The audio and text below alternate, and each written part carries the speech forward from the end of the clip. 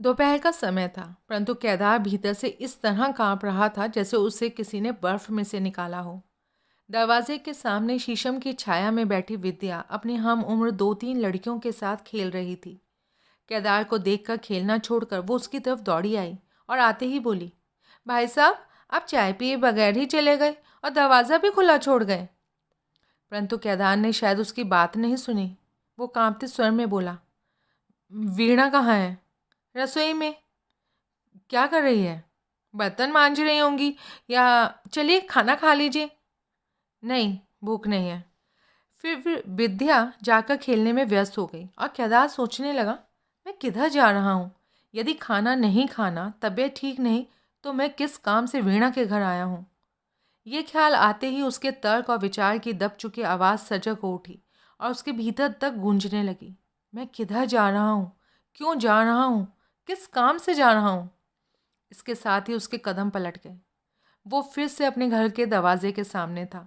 उसने जल्दी जल्दी दरवाज़ा खोला, शायद इस भय से कि भीतर पहुंचने से पहले ही कहीं गिर ना पड़े। इस वक्त उसका सर चकरा रहा था। आंखों के सामने धुंध छाई हुई थी।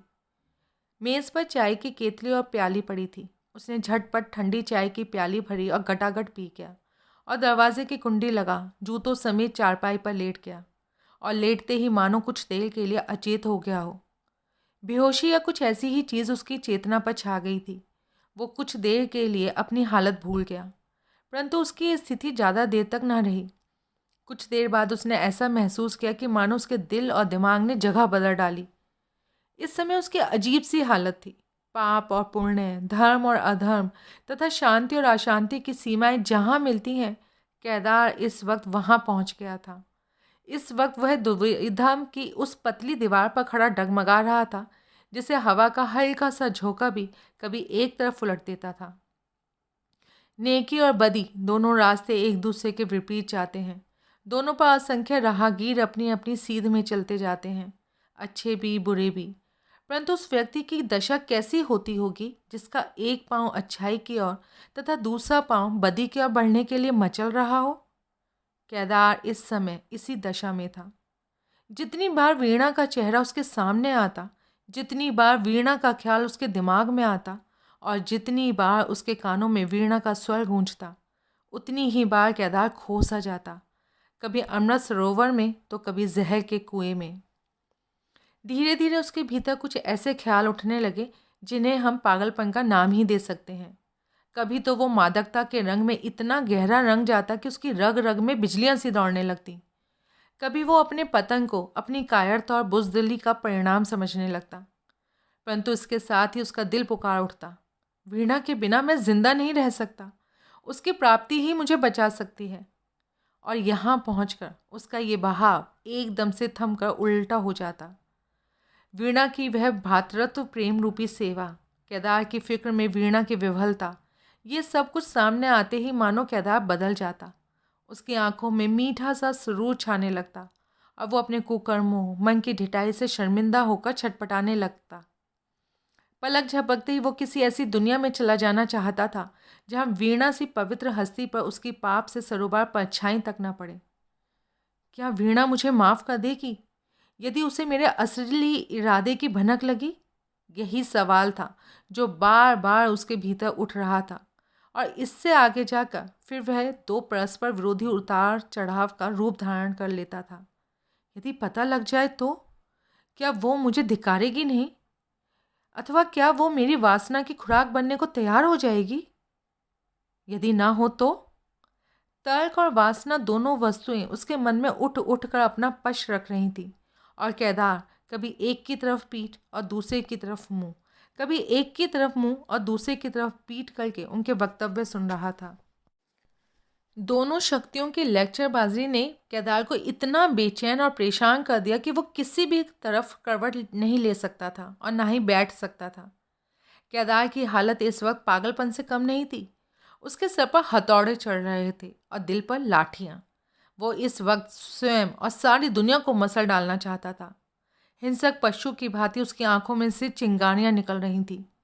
उसे 16 आने विश्वास हो गया था कि वो पागल हो गया है। उसके भीतर ख्वाहिश उठने लगी कि वो उठकर बाहर दौड़ जाए, कपड़े फाड़ कर तार तार कर डाले और जो भी व्यक्ति रास्ते में मिले उससे टकरा टकरा कर खुद को चूर चूर कर डाले। अचानक बाहर किसी ने दरवाज़ा खटखटाया। केदार बिजली की भांति कड़का, कौन है दरवाजे पर? जी मैं, वीणा। केदार के सीने में जैसे बम फट गया हो। वो उठ खड़ा हुआ। कुछ कमरे के अंधेरे और कुछ आत्मा की रोशनी मंद हो जाने के कारण उसे पता नहीं लग सका कि आवाज़ किधर से आ रही है, पर आवाज़ किसकी है ये समझने में उसे देर नहीं लगी। रुक रुक कर 3 आवाज़ें आईं। इधर अब केदार दरवाजे तक पहुंच चुका था। उसके लिए सारा कमरा विशाल भट्टी के रूप में बदल चुका था। उस वक्त वो एड़ी से चोटी तक पागलपन की सूरत बना हुआ था, मानो सारी दुनिया को पांव तले मसल देना चाहता हो। दरवाज़ा खोलिए ना भाई साहब, मीठी और अनुरोध भरी आवाज़ आई। भाग जा यहाँ से, मैं नहीं किसी का भाई भाई। केदार इस वक्त आपे से बाहर हो चुका था। भाई साहब, भाई साहब, मर जा, दफा हो जा, तुझे कहता हूँ। भाई साहब, आपको आपको आपको आपको आपको की बच्ची, मैं कहता हूँ दफा हो जाए यहाँ से। इस बार केदार जोर से चिल्लाया। केदार ने खुद को फिर गठरी की भांति चारपाई पर जा फेंका, परंतु उसके कान बराबर बाहर की ओर लगे हुए थे। शायद वही स्वर फिर सुनाई दे, परंतु फिर उसे कोई आहट नहीं सुनाई दी। वह वीणा की आवाज़ को एक बार फिर सुनने के लिए तरसने लगा, जिसे उसने अभी अभी दुत्कारा था। उसने सोचा वीणा खाने के लिए कहने आई होगी, परंतु मैंने ये क्या किया? आह, कितना निरादर। इस वक्त केदार की हालत पानी की सतह के नीचे डूबे हुए उस व्यक्ति जैसी थी जिसका दम घुट रहा हो और जो जीने की आशा टूट जाने के बाद मरना चाहता हो, परंतु जान ना निकल रही हो। उसने दिन के सारे मिनट सेकंड इसी हालत में गुजार दिए। थोड़ी देर बाद फिर दरवाजे पर दस्तक हुई। आवाज़ें भी आईं। भाई साहब, भाई साहब, दरवाज़ा खोलिए। परंतु केदार उसी तरह लेटा रहा। बसंत की आवाज़ उसने पहचान ली थी। दिन गुजर गया और रात्रि ने अपने काले कंबल में सारी दुनिया को छुपा लिया। ज्यों ज्यों वक्त गुजरता जा रहा था, केदार की भीतरी कश्मकश बढ़ती जा रही थी। अब उसे कमरे की कोई भी वस्तु दिखाई नहीं दे रही थी। उसके मन की हालत दरिया के भंवर में चक्कर खा रहे तिनके जैसी थी। किसी तेज बहाव में वह घंटों तक बहता गया और अंततः वहाँ जा पहुँचा जहाँ ना बुद्धि की पहुँच होती है, ना विचार की, जहाँ अंधा वेग मनुष्य की सभी ख्वाहिशों का गला घोटकर उन्हें बेजान या अधमरा कर देता है। शायद जहाँ इंसानियत और हैवानियत की सरहदें आपस में मिल जाती हैं, अपने या बेगाने, सत्य असत्य की तमीज़ जहाँ गायब होनी शुरू हो जाती है। रात का आधा हिस्सा उसने इसी हालत में गुजार दिया। अचानक ही पता नहीं उसके दिल में क्या आया, वो एक झटके से चारपाई से उठा, कमरे से बाहर निकला और छत पर जा पहुंचा। क्यों और किस मतलब से? शायद जानते हुए भी नहीं जानता था। आधी रात को और इस घुप अंधेरे में केदार छत पर घूम रहा था। दूर ऊंचे मकान की खिड़की में से रोशनी की पतली सी किरण ने अंधेरे में धुंधली सी लकीर खींच रखी थी। केदार की नज़र घूमते घूमते पन्ना लाल के मकान पर जाकर रुकी और कल्पना द्वारा ही वो देख रहा था छत पर सोई हुई वीणा के अचेत शरीर को। उसका दिल कांपा, उसके हृदय की धड़कनें हथौड़ों की चोटों में बदली। उसकी आंखों में से ताप निकलने लगा और जैसे ही उसे फिर ख्याल आया कि आज वीणा की माँ घर पर नहीं, वो डगमगाते कदमों से पन्ना लाल की छत की ओर चल पड़ा। पन्ना लाल का मकान उसके घर से बिल्कुल सटा हुआ था। केवल एक ऊंची सी मुंडेर थी बीच में, जिसे केदार हल्की सी छलांग से लांग गया। अब वो पन्ना लाल की छत पर था। उसके सभी अंग थरथरा रहे थे। सामने उसने 2 चारपाइयाँ लगी देखी, जिनमें से एक पर वीणा सोई हुई थी और दूसरी पर वीणा के छोटे दोनों भाई बहन। कुछ देर उसी तरह खड़ा रहा। कोशिश करके भी वह टांगों को नहीं हिला पा रहा था। उसके भीतर से किसी ने पुकार कर कहा, केदार, ये तू क्या कर रहा है? किस तरफ जा रहा है? और वो फटाफट पीछे लौटा, परंतु फिर रुक गया। किसी विरोधी शक्ति ने उसे खींचते हुए कहा, मूर्ख, इतना करीब पहुंचकर पीछे लौटने की क्या तुक? हसरतों को तसा तसा कर क्यों मार रहे हो? आगे बढ़ो। उसके कदम फिर आगे बढ़े। इस समय गली में किसी कुत्ते के भौंकने का स्वर सुनाई दिया। उसे लगा जैसे कोई पीछे खड़ा उसकी हरकतों को देख रहा है। धीमे धीमे कदमों से जैसे कोई उसके पीछे पीछे चला आ रहा है, जिसकी सांसों तक की आवाज़ उसे सुनाई दे रही थी। डर के मारे केदार की सांसें फूलने लगी। उसने पीछे मुड़कर देखा। कोई नहीं था, मात्र उसका भ्रम था। वास्तव में ये उसके अपने पैरों की आहट थी, अपनी ही सांस की आवाज़। उसे इस समय कुछ ऐसा महसूस हो रहा था जैसे आकाश से लुढ़कते हुए वो किसी गहरी खाई की तरफ बढ़ रहा हो। उसने डरकर आंखें बंद कर लीं, परंतु तुरंत ही उसके भीतर से कोई प्रेरणा उठी और वो फिर वीणा की चारपाई की तरफ बढ़ा। कैचुए की भांति धीरे धीरे चलते हुए वह वीणा के सिरहाने जा खड़ा हुआ। केदार इस वक्त आंख की ज्वाला बना हुआ था। इस वक्त उसकी नज़र वीणा के निश्चल शरीर पर पड़ी हुई थी। उसका एक हाथ सीने पर था, दूसरा सर के पास। मूंगिया रंग का दुपट्टा जो अंधेरे में काले रंग का लग रहा था, चारपाई से नीचे झूल रहा था। इस कालीमा में उसके गोरे अंग इस प्रकार चमक रहे थे मानो सचमुच धरती का चंद्रमा हो। जानबूझकर या अनजाने ही केदार उसके सिरहाने जा खड़ा था, बैठ गया। अब उसका हाथ वीणा की चोटी को धीरे धीरे सहला रहा था। इस वक्त एक बार फिर उसके भीतर से कोई बोला, केदार, केदार, ये तू क्या कर रहा है? परंतु सुनकर भी वो शायद इस बात को सुन ना पाया। वो उठ खड़ा हुआ और धीरे धीरे सरकते सरकते आहिस्ता से चारपाई की पाटी पर जा बैठा। इस समय उसकी नज़र वीणा के चेहरे पर गड़ी हुई थी, जिसके हर एक नक्श का रसपान करने के लिए मानो उसकी आंखें उतावली हुई जा रही हों। पल भर इसी तरह बिना हरकत और सांस रोके बैठने के बाद केदार ने वीणा के शरीर को हरकत में आते देखा। एक हल्की सी अंगड़ाई लेकर वीणा ने दूसरी तरफ करवट ली। केदार की तरफ अब उसकी पीठ थी। थोड़ी देर बाद केदार उठा और उसी तरह दबे पांव दूसरी पार्टी की तरफ बढ़ा। इस बार उसकी दिलेरी काफ़ी बढ़ चुकी थी। वो वीणा के बिल्कुल साथ लगकर बैठ गया। परंतु जब इतने में भी उसकी तसल्ली ना हुई तो उसने अपना कांपता हाथ वीणा के कंधे पर रख दिया और तुरंत ही हटा लिया। उसे संदेह हुआ कि शायद वीणा उसके इरादों को भाप गई हो, क्योंकि हाथ के स्पर्श से उसे कंधों में कंपन सी महसूस हुई थी। परंतु उसे पता लगा कि ये उसका वहम था। उसका अपना ही हाथ कांप रहा था। वीणा एक बार फिर हिली। इस बार उसकी बाँह जो बगल में टिकी थी उठकर केदार के घुटनों पर जा पड़ी। केदार पूरे का पूरा कांप उठा। उसके रक्त से आंख की ज्वालाएं उठकर सर की ओर जा रही थीं। धीरे धीरे उसने अपना हाथ वीणा के हाथ पर रख दिया और एक आध मिनट बाद वीणा का हाथ उसके हाथ में था, जिसे वो आहिस्ते आहिस्ते सहला रहा था, जिसे वीणा ने एक झटके से उससे छुड़वा लिया। वीणा की पलकों में हरकत हुई और धीरे धीरे उसने आंखें खोली। इस बार आश्चर्य से जल्दी जल्दी पलकें झपकते हुए उसने केदार की तरफ देखा। भाई साहब, आप? जोर से घूम रहा लट्टू जिस प्रकार खड़ा दिखाई देता है, इसी प्रकार वीणा का मन बेसर पैर के विचारों से घूमता हुआ भी उसे रुका महसूस हो रहा था। उसके विचारों की दौड़ इस समय इतनी तीव्र थी कि इस तीव्रता को वह स्थिरता के रूप में अनुभव कर रही थी, सिनेमा की तस्वीरों की भांति। रात कितनी बीत गई है उसे कुछ मालूम नहीं था। वो चारपाई पर पड़ी आकाश की ओर ताकते हुए आज की घटना के बारे में सोच रही थी। सुबह जब उसने केदार के कमरे में जाकर सदा के विपरीत उसे चादर लपेटे पड़े देखा था तो उसे ख्याल आया था कि केदार अक्सर सरदर्द की शिकायत करता रहता है। शायद आज भी यही वजह हो। परंतु केदार की बातचीत, पढ़ाने में बेरुखी और चेहरे के उतार चढ़ाव से उसे संदेह हुआ था कि शायद शरीर के सिवाय केदार के मन को भी किसी प्रकार की पीड़ा सता रही है। उसने चाहा कि किसी तरह केदार अपने दिल की घुंडी उसके समक्ष खोले, कोई भी बात उससे छुपा कर न रखे। परंतु जो ही केदार ने उससे कुछ ऐसे सवाल करने शुरू कर दिए जिसका संकेत वीणा की शादी की तरफ था, वो कुछ शर्मा गई। फिर भी वो सोचती रही कि केदार ने उससे ये सवाल क्यों किए हैं और फिर कुछ कहते कहते रुक क्यों गया।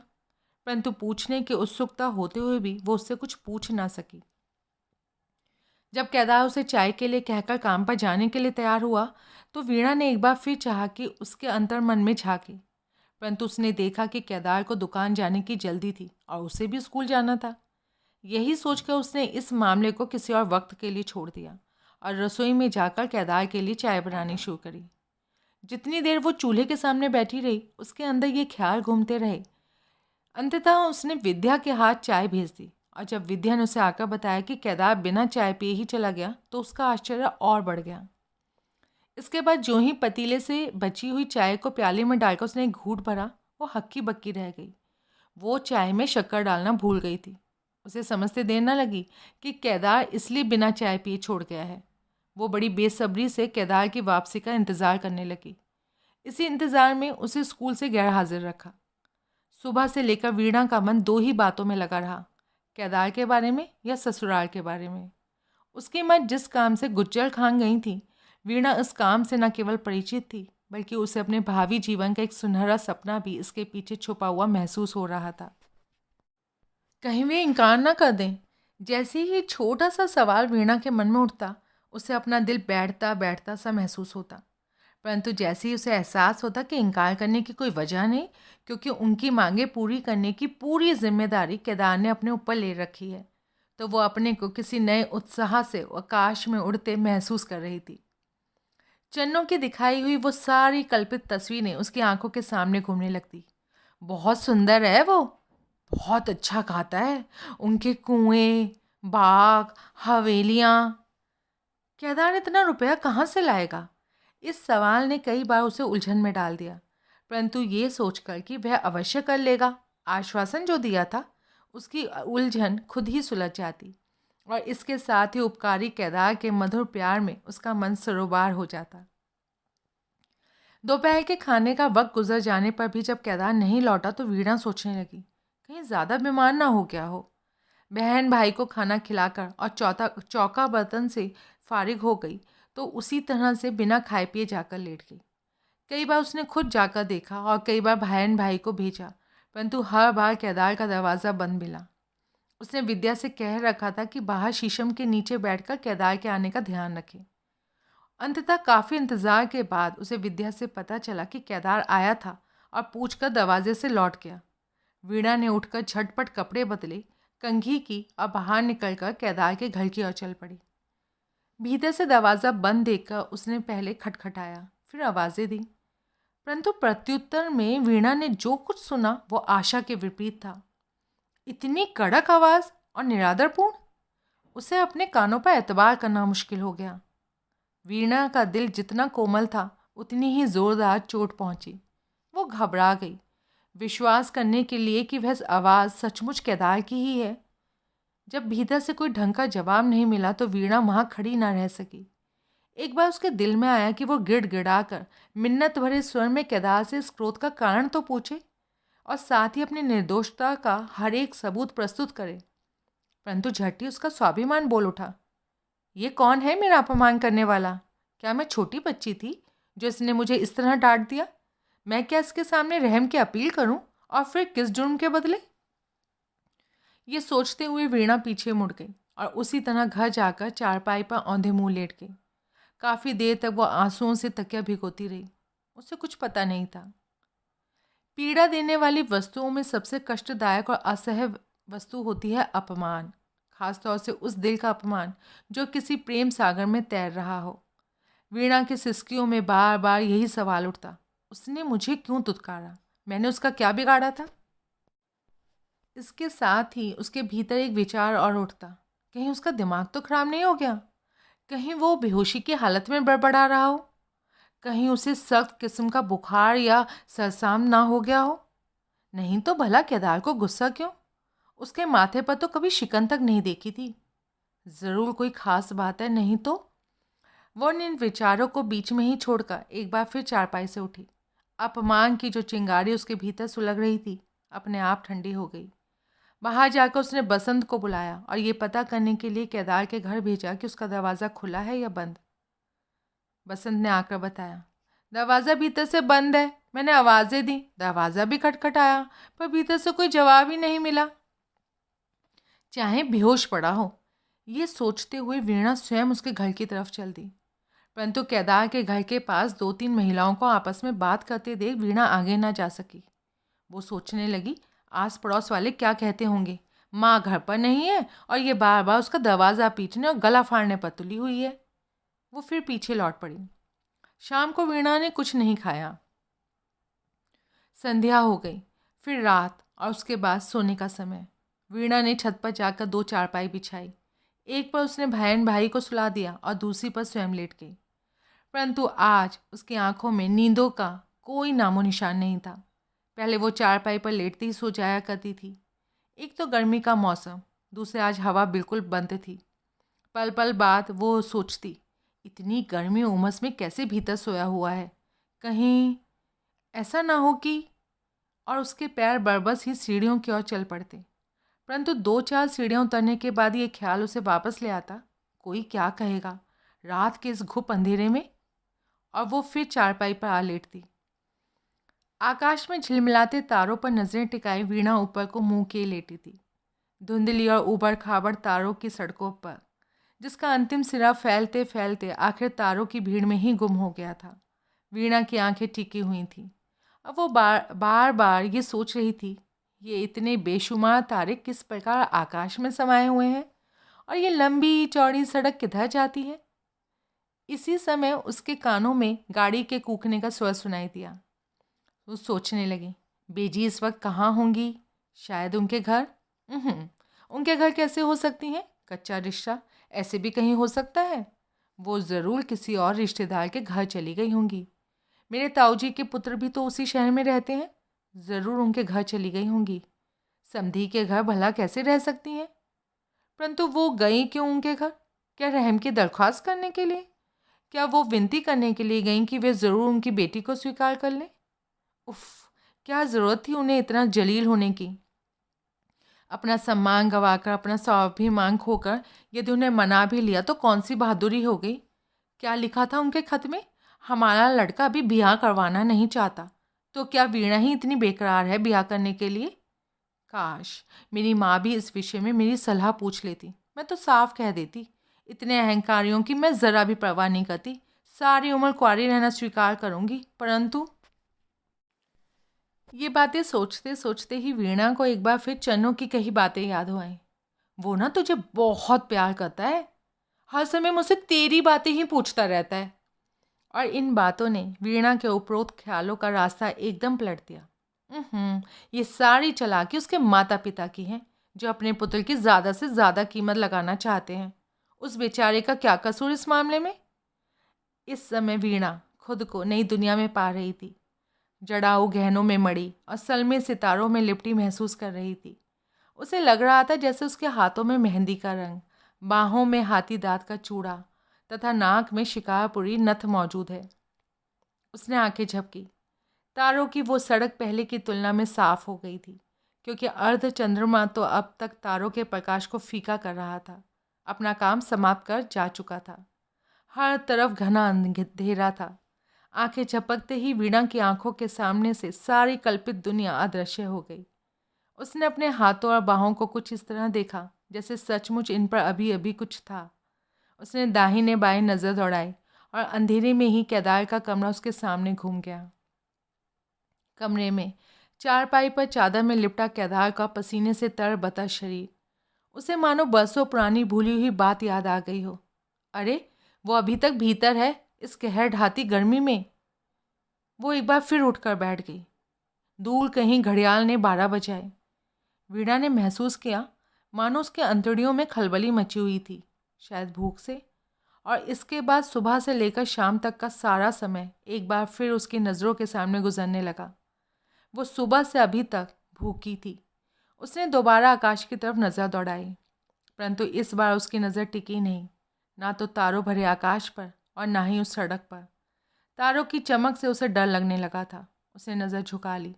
धीरे धीरे उसकी पलकें भारी होने लगी। वीणा के अंतरात्मा स्वप्न मंडल में उड़ान भरते हुए वहाँ जहाँ पहुँची, जहाँ उसके जीवन की सभी रेंजें सजीव रूप धारण कर एक सुंदर, सुडौल और प्यारे से नौजवान के रूप में मौजूद थी। शायद ये वो दुनिया थी जो कौमार्य और विवाहित जीवन की सरहद पर स्थिर होती है, जिसे सुहाग रात के नाम से पुकारा जाता है। वीणा की बाहों में चूड़ा खनक रहा था, नाक में शिकारपुरी नथ और हाथों में मेहंदी का गहरा रंग। उसके समक्ष तरह तरह की मिठाइयाँ और स्वादिष्ट खाने से भरा थाल परोसा पड़ा था, और मनपसंद वस्तुओं को वो बड़े शौक से खा रही थी। फिर उसने स्वयं को फलों से लदे वृक्षों वाले बाग में देखा, जिसके समीप ही एक कुआं था, जिसका रुपहले रंग का पानी पेड़ पौधों को सींचता चला जा रहा था। एक आम के वृक्ष के नीचे वीणा किसी के साथ झूला झूल रही थी। झूला जैसे ही ऊपर जाता, उसके साथ ही उसे ऊंची टहनियों से आम तोड़कर भेंट करता और वीणा बड़े स्वाद से उन्हें खा रही थी। झूले की पींगें खत्म हो गईं और अब वीणा एक फूलवारी में बैठी थी। उसका वो साथी फूल तोड़कर उसकी चोटी में गूंथ रहा था। सामने ज़रा दूर पर उसी आम के तने के पीछे उसकी सहेलियां चन्नो छुपी खड़ी थी, जो कभी कभी सर निकालकर उसकी तरफ रहस्यमयी नज़र से देखकर मुस्कुराती और फिर पेड़ के पीछे छुप जाती। वीणा को उसकी इस दखल अंदाजी से मज़ा भी आ रहा था और गुस्सा भी। वीणा का साथी उसके साथ बैठा था और उसका घूंघट उठाकर उसकी आंखों में आंखें डालकर कह रहा था, क्या ये चंद्रमा हमेशा बादलों के नीचे छुपा रहेगा? और इसके जवाब में वीणा शर्मा जाती। छोड़िए, बेजी मेरा इंतज़ार कर रही होंगी, उन्होंने खाना भी नहीं खाया होगा और मुझे भी भूख लगी हुई है। मैं तुम्हें नहीं जाने दूंगा जब तक इस घूंघट को नहीं उठाओगी। कहते कहते उसने वीणा का हाथ पकड़ लिया, जिसे छुड़ाने के लिए वीणा छीना झपटी करने लगी। अभी अभी वो जो कुछ देख रही थी उसमें से कुछ भी बाकी नहीं था, सिर्फ इतना कि उसका हाथ किसी के हाथ में था। उसने और अच्छी तरह आंखें उधेड़ कर पास बैठे व्यक्ति की तरफ देखा, देखकर पहचाना और पहचान कर उसके मुंह से निकला, भाई साहब आप थे। इस छोटे से वाक्य ने जैसे केदार के जल रहे शरीर पर ठंडे पानी का छींटा मार दिया, जैसे उसे किसी ने गहरी नींद से जगा दिया। उसने स्वयं को और अपनी कारगुजारी को अनुभव किया। वीणा आंखें फाड़ फाड़ कर अभी तक उसे देख रही थी। वो फटाफट चारपाई से उठ खड़ा हुआ और उसने चाहा कि वो वहाँ से भाग जाए, परंतु वीणा क्या सोचेगी, यही सोचकर वह रुका रहा। वीणा भी उठ बैठी और उसका हाथ पकड़ते हुए हिलाकर पूछने लगी, क्या बात है भाई साहब, आपकी तबीयत तो ठीक है ना? आप ऐसे क्यों होते जा रहे हैं? सर को चक्कर आ रहे हैं, केदार ने माथे को दोनों हाथों से दबाते हुए घबराई आवाज़ में कहा। उसकी आंखें झुकी हुई थी। तो चलिए मैं आपको नीचे लेके चलती हूँ। और वीणा उसकी कमर में हाथ डालकर उसे अच्छी तरह पकड़कर सीढ़ियाँ उतरने लगी। लेट जाइए ज़रा। कमरे में दाखिल होकर उसे चारपाई पर बैठाते हुए वीणा बोली। वीणा ने बत्ती जलाकर रोशनी की। नहीं, केदार ने उसी तरह हाथों से सर दबाए हुए कहा। वीणा ने उसे कंधों से पकड़कर चारपाई पर लेटा दिया और पास बैठकर उसका माथा दबाने लगी। केदार को पसीना पसीना देखकर वो घबरा गई। वो झटपट चारपाई से उठी और पागलों की भांति कमरे में इधर उधर घूमने लगी। उसे स्वयं भी पता नहीं था कि वो क्या ढूंढ रही है। थोड़ा सा घूम फिरकर वो केदार के सिरहाने आकर बैठ जाती। सख्त घबराई हालत में उसने एक बार गौर से केदार की तरफ देखा। केदार की सांसें तेज चल रही थी और इससे भी तेजी से उसका दिल धड़क रहा था। उसकी आंखें बंद थी और होठ खुले। पसीना बराबर उसके सीने से चू रहा था, जिसे वीणा के हाथ में पकड़ा पंखा पूरे जोर से सुखाने की कोशिश कर रहा था और उसका दूसरा हाथ बराबर केदार का माथा सहला रहा था। क्यों भाई साहब? वीणा ने उसे फिर पूछा और फिर वो आश्चर्य से केदार का मुंह ताकने लगी, परंतु केदार की ज़बान खामोश थी। उसके गले से बस की आवाज़ निकलती थी। वीणा की घबराहट और बढ़ गई। वो उसके माथे, मुंह और बाहों पर हाथ फेरती और बराबर पुकार रही थी, भाई साहब बोलिए, तबीयत ठीक हुई क्या? मुझे पहले ही लग रहा था आज आपकी तबीयत ठीक नहीं। हाय, कितनी बड़ी भूल हो गई, मैंने फिर आपकी खबर ही नहीं ली। काफ़ी देर बाद केदार ने आंखें खोली। वीणा उसकी टांगों, बाहों, कंधों और कमर को दबा रही थी। मुझे फिट आ गया था वीणी, केदार ने उसकी तरफ देखकर कहा। फिट आ गया था? सहमी हुई नज़र से उसे देखते हुए वीणा एकदम केदार पर मानो बिछ गई। हाय, मैं मर गई, तभी आपने दरवाज़ा नहीं खोला था। केदार निरुत्तर था। उसकी ज़बान पर शब्द आ आकर लौट जाते थे। वो बिटर बिटर वीणा की आंखों में ताक रहा था। वीणा कहती गई, आप कितने लापरवाह हैं अपनी सेहत की तरफ से। देखिए तो क्या हाल हो गया है आपका। और वो केदार के सूखे मुरझाए शरीर पर हाथ फिराने लगी। केदार अभी भी चुप था। तभी मैं कहूँ, भाई साहब के मुंह से कभी कड़वे बोल नहीं निकलते थे, आज क्यों इस तरह से बोल रहे हैं? तिस पर कहर की गर्मी थी। अच्छे भला आदमी का दिल घबराता है, और आप भीतर से दरवाज़ा बंद करके। कहते कहते वीणा का गला भर आया। केदार अभी भी खामोश था। उसकी आंखों की टकटकी लगी हुई थी। भाई साहब, वीणा ने उसके दोनों कंधे पकड़कर हिलाते हुए पूछा, आप इस तरह क्यों देखे जा रहे हैं? बोलते क्यों नहीं? क्या बोलूं वीणा? उसके होठों से हल्के से इतने ही शब्द निकले और वीणा के हाथ को पकड़कर माथे पर रख दिया। क्यों? क्या बोलूं? क्या मतलब इसका? वीणा ने घबराकर पूछा। केदार के खामोश रहने पर जब वीणा ने बोलने के लिए मिन्नतें करना शुरू किया तो केदार ने इतना ही कहा, वीणी, भगवान के वास्ते मुझसे कुछ मत पूछ। कुछ ना पूछ? वीणा उसके सर को अपने घुटने पर रखकर दबाते हुए बोली, आप कैसी बातें कर रहे हैं भाई साहब? मेरा आप पर कोई हक नहीं। नहीं। क्यों? इसलिए कि मैं पापी हूँ। पापी हूँ आपके दुश्मन? मेरा भाई जैसा कोई बनकर दिखाए। उसने केदार के सर को सलकाते सलकाते बिल्कुल अपनी गोद में रख लिया। वीणा, मैं सचमुच पापी हूँ। जाइए, मैं नहीं बोलती आपसे। पापी के साथ साथ विश्वासघाती भी वीणी। आप चुप नहीं होंगे? चुप? चुप तो तू नहीं रहने देती। ऐसी बातें करनी है ना तो बेशक मत बोलिए कुछ भी। मुझे मुझे कोई फिट नहीं आया था वीणी। फिट नहीं आया था? नहीं। तो आप? मैंने बहाना किया था, बिल्कुल झूठा बहाना। क्यों? इसलिए कि हाँ हाँ, बताइए बताइए। केदार चुप था। बताते क्यों नहीं? वीणा, बताने वाली बात नहीं है। तो मैं तो ज़रूर पूछ कर छोड़ूंगी। केदार पर खामोशी छा गई। उसके हाथ पांव एकदम ठंडे होते जा रहे थे, जिन्हें वीणा ने और ज़ोर ज़ोर से दबाना शुरू कर दिया और साथ साथ उसके दिल का भेद जानने के लिए मिन्नतें करती हुई अंततः बोली, मेरी मरी का मुंह देखें, यदि ना बताएं तो। वीणी, मत पूछ, मैं तेरे हाथ जोड़ता हूँ। आप ज्यों ज्यों ऐसी बातें करते हैं ना, त्यों तो मेरी उत्सुकता बढ़ती जा रही है। जल्दी बताइए। तो तू ज़रूर पूछ कर ही मानेगी? ज़रूर। पर मेरा ख्याल है तू मुझसे नफरत करने लगेगी। वीणा सोचने लगी, आखिर ऐसी कौन सी बात हो सकती है जिसके जाहिर होते ही मैं इनसे नफरत करने लगूंगी? शायद इनसे कोई बड़ी भूल हो गई है। भले ही केदार से किसी का खून ही क्यों ना हो गया हो, क्या मैं इनसे नफरत कर सकती हूँ? आप इस बात का ख्याल बिल्कुल दिल से निकाल दें, दृढ़ता से वो बोली। वीणा, इस राज का ताल्लुक यदि सिर्फ मेरे साथ होता तो मैं निसंकोच बता देता। तो और किसी के साथ भी इसका ताल्लुक है? किसके साथ? तुम्हारे साथ। तुम्हारे साथ। कहते कहते केदार की आंखें झुक गईं।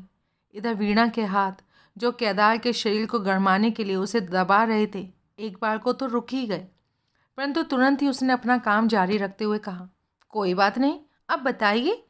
और इस बार वीणा की ज़बान कुछ तुतला गई। वीणा, अपने सीने में तेजी धड़कन को महसूस करते हुए केदार ने कहा, मुझे नहीं मालूम था कि तुम मेरी ज़िंदगी में इतनी जल्दी दाखिल होकर मेरे दिल का अमन चैन लूट लोगी।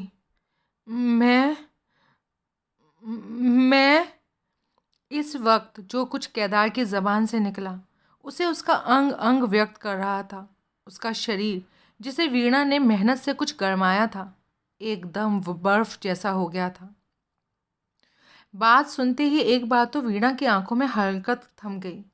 उसकी नज़र बराबर केदार के चेहरे पर जमी हुई थी। उसकी बात का अभिप्राय समझ लेने के बाद भी उसके भीतर एक प्रकाश की आशंका उठी। शायद इसका कुछ और अर्थ हो। उसके हाथ, जो केदार की टांगें दबा रहे थे, अपने आप उसके शरीर से हट गए। क्या कहा?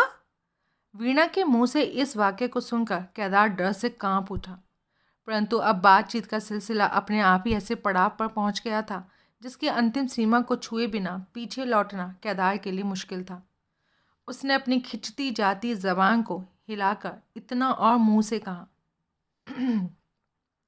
वीणी, इसलिए मैं तुझे कहता था कि ये बात मत पूछ, परंतु अब जब तूने मजबूर किया है तो वीणी, इस कान से सुन चाहे उस कान से, तेरे प्यार ने मुझे जहाँ से लाकर कहाँ लाकर पटका है, वहाँ से मुझे दो ही चीज़ें बचा सकती हैं। क्या? क्या?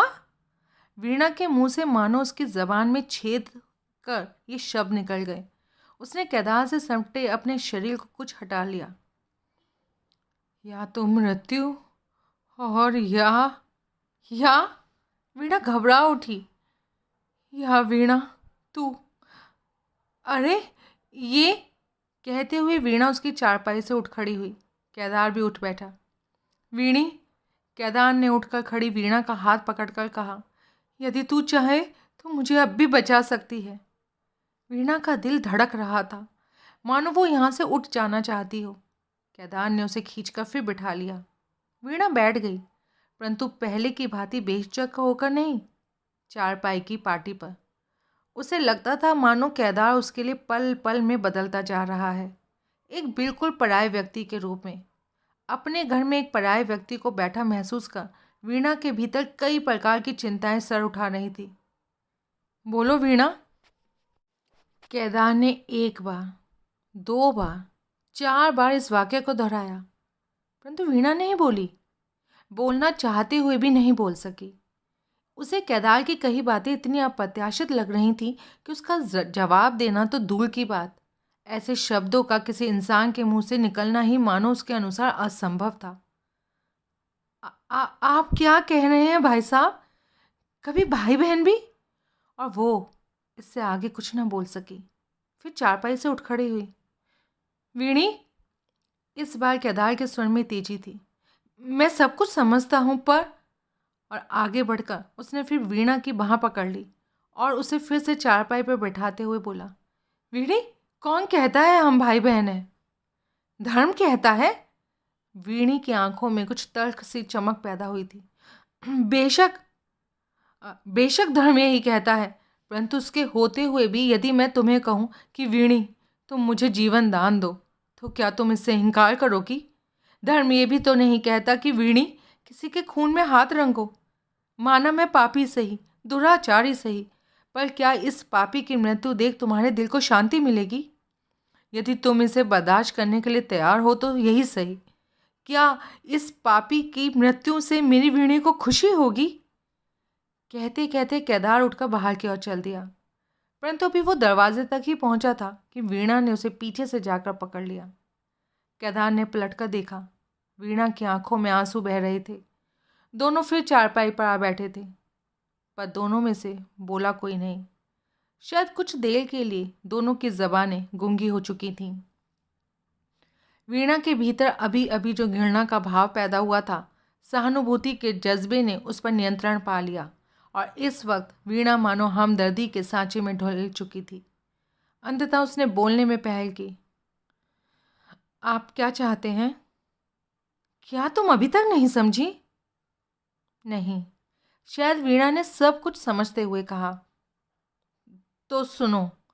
केदार ने अपने दिल की गांठ, जिसे वो लगभग पहले ही खोल चुका था, और खोलनी शुरू की।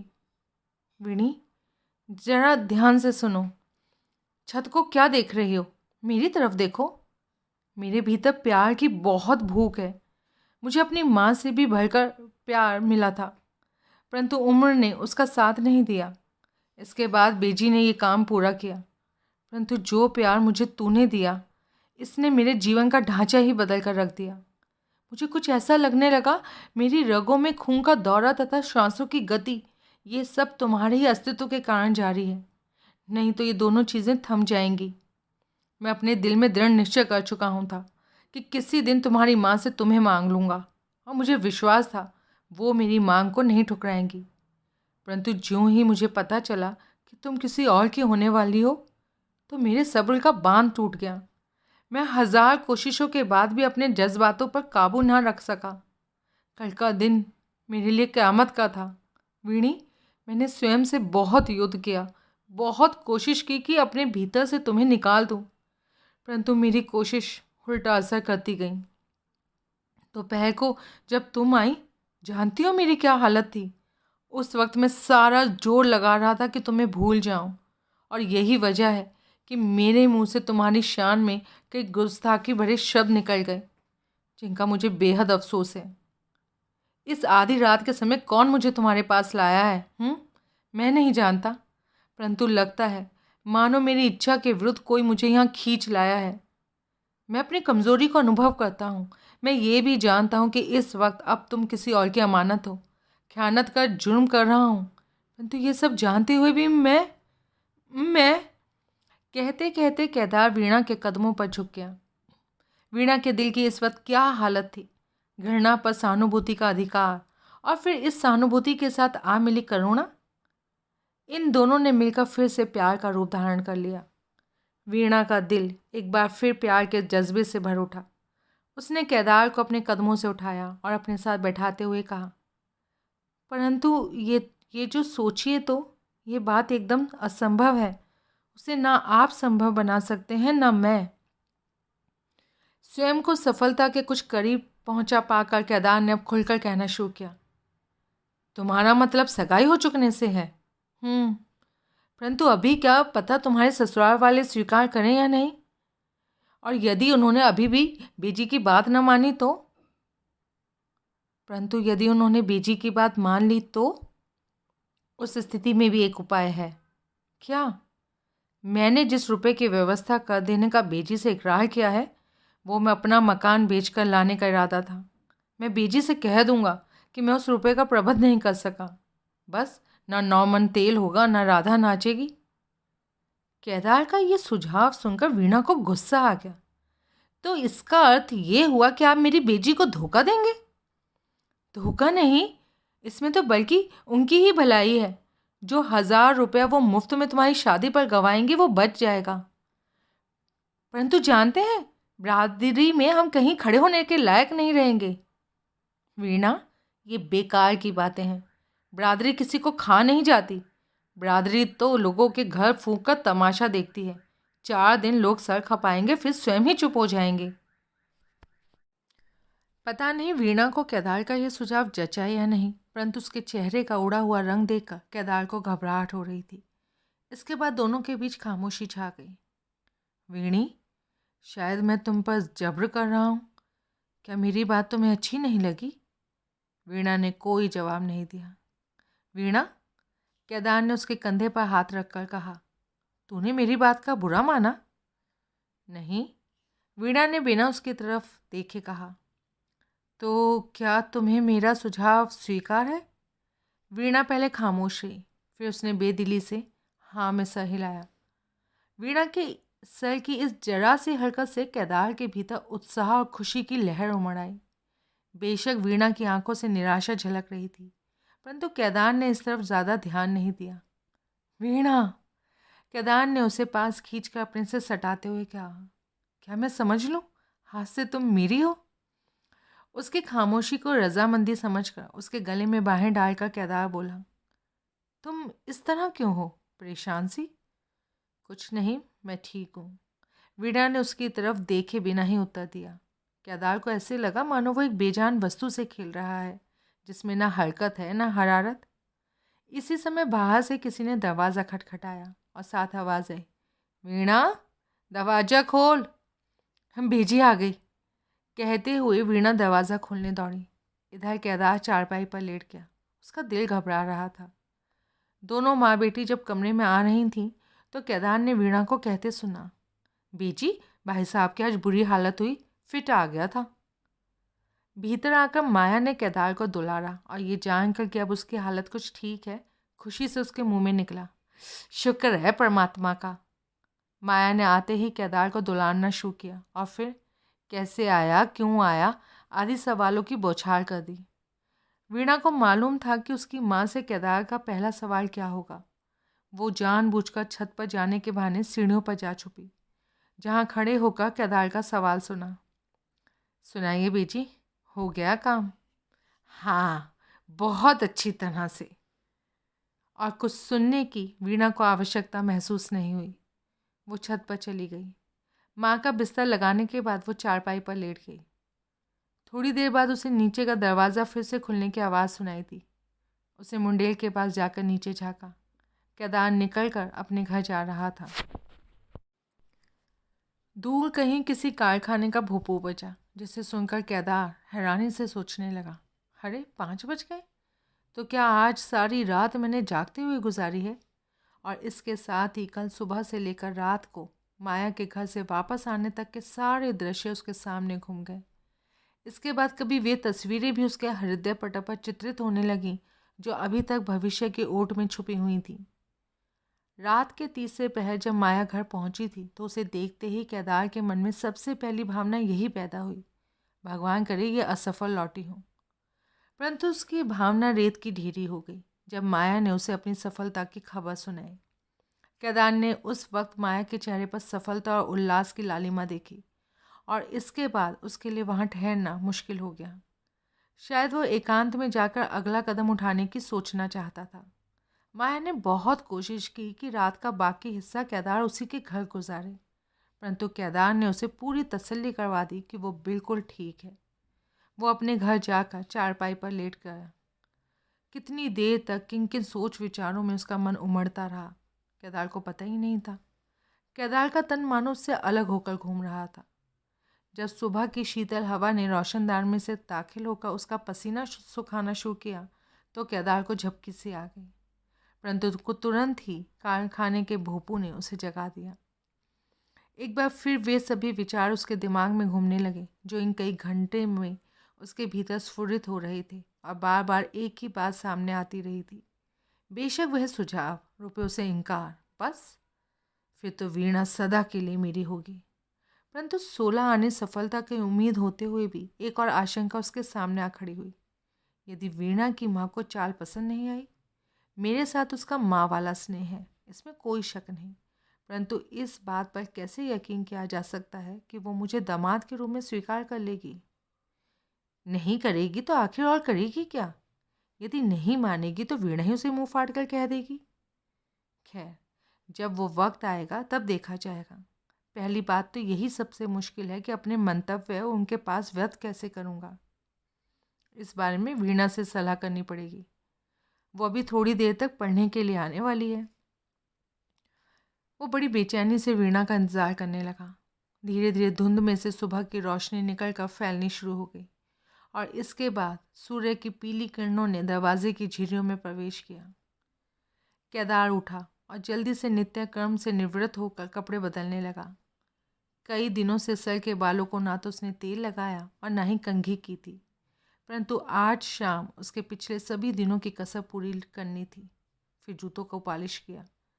वीणा रोज़ जिस वक्त आया करती थी वो समय आया और गुजर गया, परंतु वीणा नहीं आई। ज्यों ज्यों वक्त गुजरता जाता था केदार के भीतर कुछ निराशा सी छाती जा रही थी। उसका उत्साह किरकिरा होता जा रहा था। इस वक्त कई दिन ढाने वाले विचार उसके मन में आ रहे थे। कहीं वीणा ने मेरी बात का बुरा ना माना हो, कहीं उसने सब कुछ अपनी माँ को ना बता दिया हो। एक बार फिर रात को उस समय को जब उसने वीणा के पास अपने मनोभाव प्रकट किए थे को आंखों के समक्ष लाकर वह विचार करने लगा, क्या मेरी बातें सुनकर वीणा के माथे पर शिकन आई थी? उसके व्यवहार में कोई अंतर आया था? ज्यों ज्यों मैं अपनी बात कहता जा रहा था, क्या वीणा के चेहरे से प्यार की मीठी मीठी और सुखद सी झलक गायब नहीं होती जा रही थी? केदार के लिए और इंतज़ार करना मुश्किल हो गया। उसकी सांस मानो गले से नहीं बगल से छेद करके निकल रही थी। कुछ देर उसने और इंतज़ार किया, परंतु जिस पदचाप की ध्वनि का उसके कान इंतज़ार कर रहे थे वो सुनाई न दी। अंततः उसने निश्चय किया कि क्यों न वही स्वयं वीणा के घर चला जाए, परंतु माया से मिलने से पहले वो एक बार वीणा से एकांत में मिलना चाहता था। इसलिए उसने कुछ देर के लिए इंतज़ार किया। जब फिर भी उसकी आशा पूर्ण होती नजर न आई तो वो स्वयं ही उठकर जाने के लिए तैयार हो गया। जाते समय उसने अपने पॉलिश के जूतों पर एक बार फिर ब्रश फेरा, बालों में दोबारा कंघी की। ये काम करते हुए वो सोचता जा रहा था, ये कैसी धड़कन है जो मेरे दिल में हो रही है, बहुत ही असह्य सी, मानो दिल अपनी जगह से हटकर इधर उधर घूम रहा हो। वो कमरे से निकला ही था कि उसके सामने से विद्या आती दिखाई दी, जो फटाफट उसके पास आकर हाथ पकड़कर खींचते हुए बोली, चलिए बेजी आपको बुला रही हैं। सुनते ही केदार की बाहों और टांगों में कंपन होने लगा। कहीं वीणा ने रात की सारी बात माँ को बता तो नहीं दी। परंतु क्या वीणा के रंग ढंग से ऐसा प्रतीत हुआ था? शायद नहीं। तो फिर इतनी सुबह सुबह बुला भेजने की वजह? उसी तरह बाहर से खींचते हुए विद्या उसे घर की तरफ ले चली। घर के भीतर जाकर केदार ने देखा, उसी कमरे में और उसी चारपाई पर वीणा लेटी हुई थी और माया उसकी नब्ज पकड़े सर की तरफ बैठी थी। केदार का दिल बैठने लगा। क्यों बेजी, क्या हुआ वीणा को? केदार ने जल्दी से आगे बढ़कर वीणा का हाथ पकड़ते हुए पूछा। पता नहीं, अच्छी भली सोई थी, सुबह उठकर देखा तो बुखार चढ़ा हुआ था। वीणी? केदार ने चारपाई पर बैठते हुए उसका हाथ पकड़कर पूछा।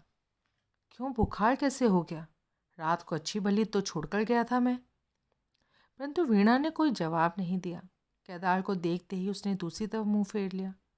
इसके अतिरिक्त केदार ने यह भी महसूस किया कि मानो वीणा उसके हाथ के स्पर्श को भी सहन नहीं कर पा रही। केदार ज्यों ही चारपाई पर बैठा, वीणा सड़क का परे हो गई। केदार के दिल की धड़कन और बढ़ गई। घबराने की कोई बात नहीं। चारपाई से उठते हुए माया केदार को संबोधित करते हुए बोली। आज का मलेरिया का बड़ा जोर है, ठीक हो जाएगी। मुझे तुझसे कई बातें करनी है। और दोनों आगे पीछे बरामदे में आ पहुंचे। यहाँ दीवार के साथ एक छोटी सी चारपाई खड़ी थी, जिसे माया ने बिछाया और दोनों उस पर बैठ गए। तुम्हारी तबीयत अब कैसी है? वीणा ने पूछा, जिसका जवाब में केदार ने उन्हें अपने ठीक होने का विश्वास दिलाया। बेजी, केदार ने जल्दी जल्दी बात शुरू करने के इरादे से पूछा। आज सुबह वाली गाड़ी से आ जाती, रात को इतनी मुश्किल हुई होगी। माया के अंग अंग से इस वक्त खुशी छलक रही थी। उसने मुस्कुराते हुए कहा, जिस काम से गई थी वो तो जाते ही हो गया। फिर मैंने सोचा रुक कर क्या करना है, पीछे बच्चे भी अकेले थे ना। अच्छा, तो फिर बातचीत का सिलसिला कैसे बना? केदार ने टूटते दिल से पूछा। बातचीत क्या होनी थी, बस वही मेरी बात सच निकली। उन्हें किसी ने सिखा दिया कि उनके पास तो खाने पीने के पैसे नहीं, भूखी नंगी लड़की आपके हवाले कर देंगे। बस सुनकर उन्हें सांप सूंघ गया। वो जो मेरी समधन है ना, वो तो समझ लो मुर्दों के भी कफन खोल लेने वाली हुई। पहले तो खामोश रही, फिर बहाने बनाने लगी। कभी कहे हमारा लड़का नहीं मानता, कभी कहती हमारा हाथ तंग है। परंतु मैं समझ गई, आमों की भूख अम्मियों से नहीं तृप्त होती। मैंने तो स्पष्ट कह दिया, संतान से प्यारी कोई चीज़ नहीं होती, और इज्जत आबरू तो उनसे भी बड़ी चीज़ है। अब जरा भी चिंता ना करो, जैसे भी हो मैं बंदोबस्त कर लूँगी। जो कुछ कहूँगी साफ साफ। क्या हुआ जो हमारे बुरे दिन आ गए? परंतु सयाने कहते हैं, बड़े घर की गृहिणियाँ प्रतिष्ठा पर आँच नहीं आने देती। इतने गए गुजरे तो हम नहीं, खाली लड़की आपको दे देंगे। परमात्मा की कृपा हुई तो लाद कर भेजेंगे 7 शगुनों से। फिर क्या कहा? केदार के चेहरे पर हवाइयाँ उड़ रही थी और वो चेहरे पर बनावटी से खुशी लाकर भीतर से तूफान को छुपाने की भरपूर कोशिश कर रहा था। फिर क्या? सुनकर पहले तो खामोश रही, फिर कहने लगी, अच्छा बहन, तुम इतनी दूर से चल कर आई हो, जैसे भी जिस तरह हो सके कर लेंगे।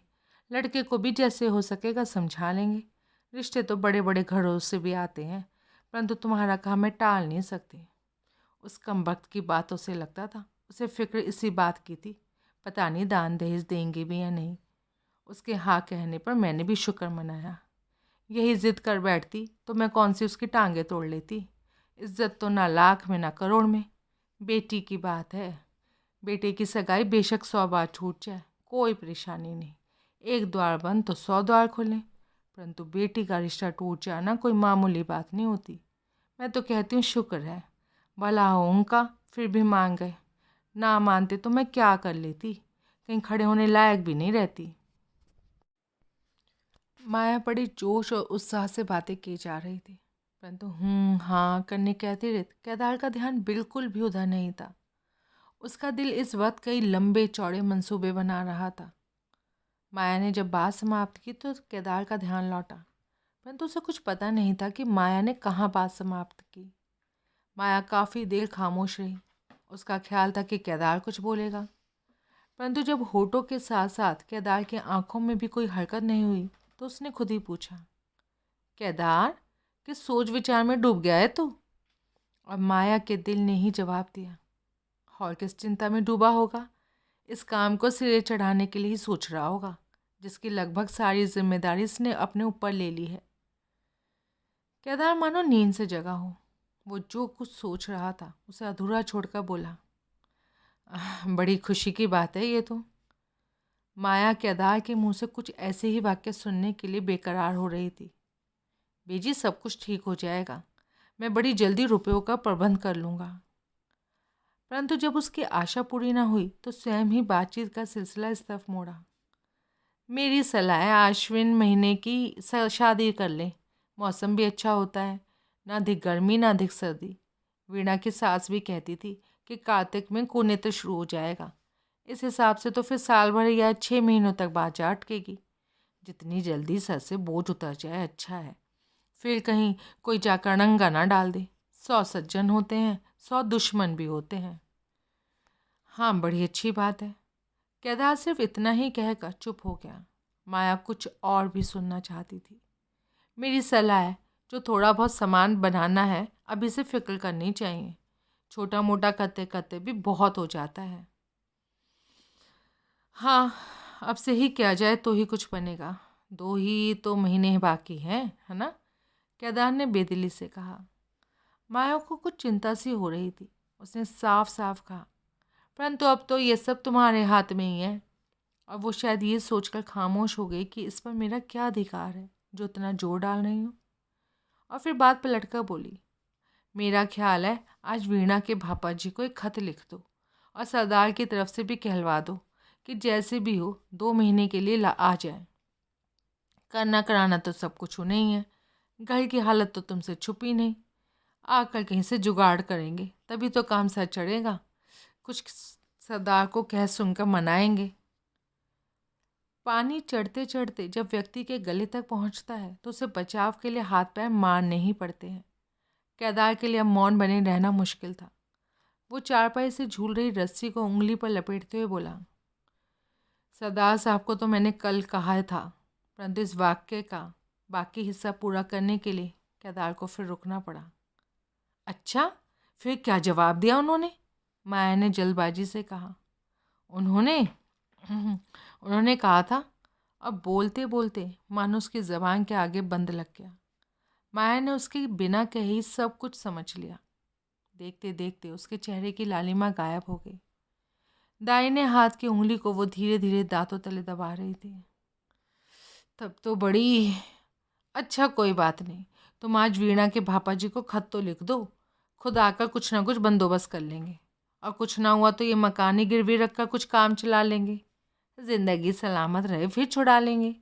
काम तो किसी तरह चलाना ही है। केदार ने सर उठाया।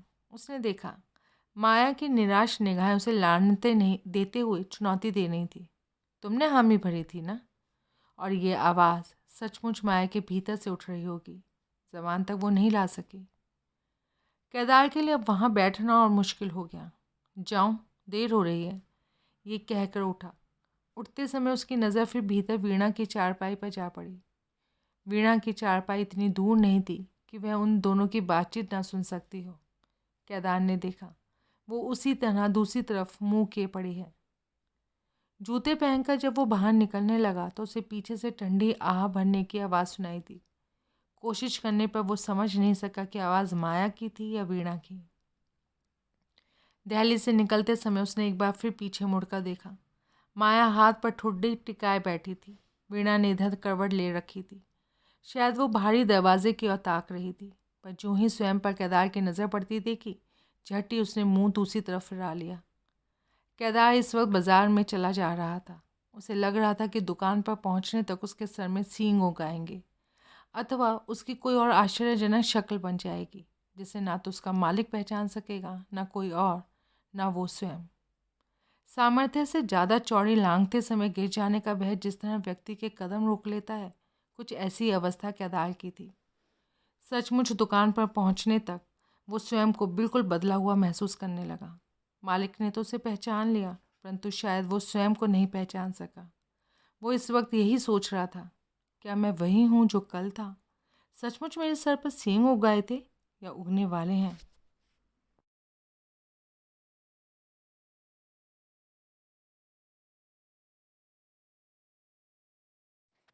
मासूम बालिका के लिए ये बिल्कुल अनबूझ और अनोखी उलझन थी। उसे लग रहा था कि जैसे इस एक रात में ही उसकी उम्र 10 साल बढ़ गई हो। जिस वीणा को खेलने कूदने के सिवाय और कोई फिक्र नहीं थी, जो स्वयं को तितली से भी ज़्यादा हल्की समझकर सपनों की सतरंगी दुनिया में उड़ती फिरती, वो वीणा इस एक रात के प्रभाव से स्वयं को इतनी बोझिल महसूस कर रही थी, मानो अपने बोझ तले दबी जा रही हो। उसने सारी रात आंखों में काटी और इस बेचैनी और अनिद्रा के फलस्वरूप सुबह वो बुखार से तप रही थी। सुबह केदार आया और आकर चला गया। वीणा ने उसे देखा और देखकर मुंह मोड़ लिया। जितनी देर वो बैठा रहा, वो स्वयं से पूछती रही, ये क्यों? और उसकी अंतरात्मा उत्तर देती, इसलिए कि ये वो नहीं। फिर भीतर से सवाल उठता, परंतु क्यों?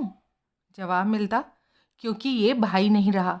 भाई की जगह कुछ और बन गया है या बनना चाहता है। और ज्यों ही इस कुछ और की संभावना वीणा के दिल के सामने से गुजरती, वीणा को लगता मानो उसकी कोई मूल्यवान वस्तु खो गई है जो शायद कभी नहीं मिलेगी।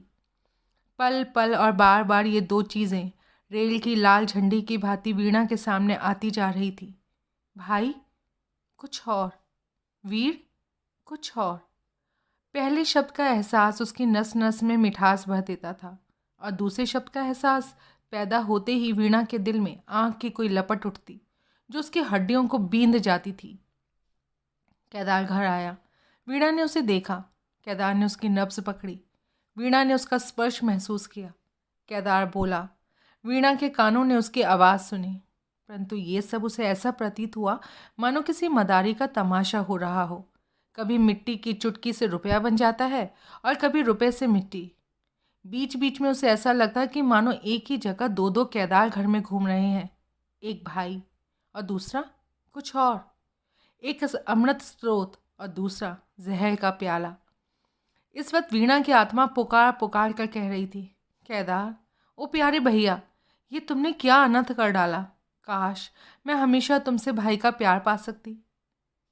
केदार और माया के बीच जो बातें हुई, वीणा ने लगभग सभी बातें सुनी। उसका मुंह भले ही दूसरी तरफ था, परंतु कान इधर ही लगे थे।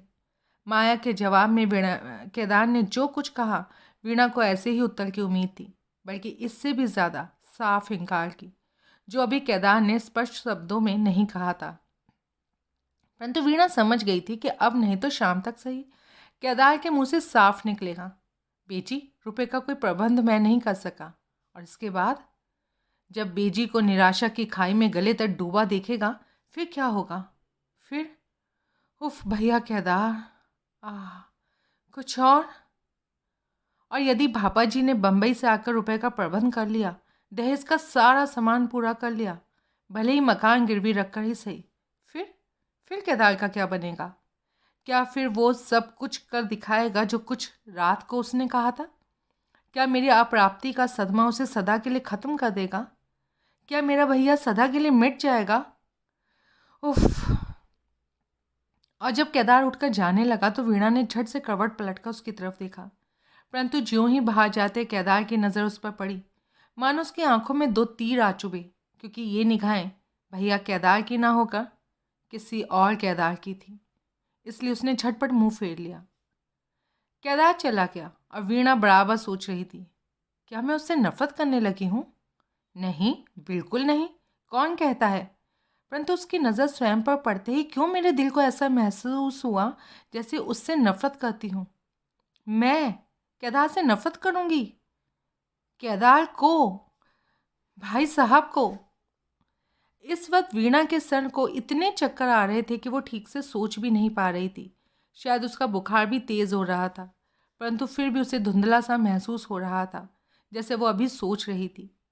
उसने फिर स्वयं से प्रश्न किया, मैंने उससे बात क्यों नहीं की थी? उससे डरी क्यों थी? क्या वो कोई अजनबी था?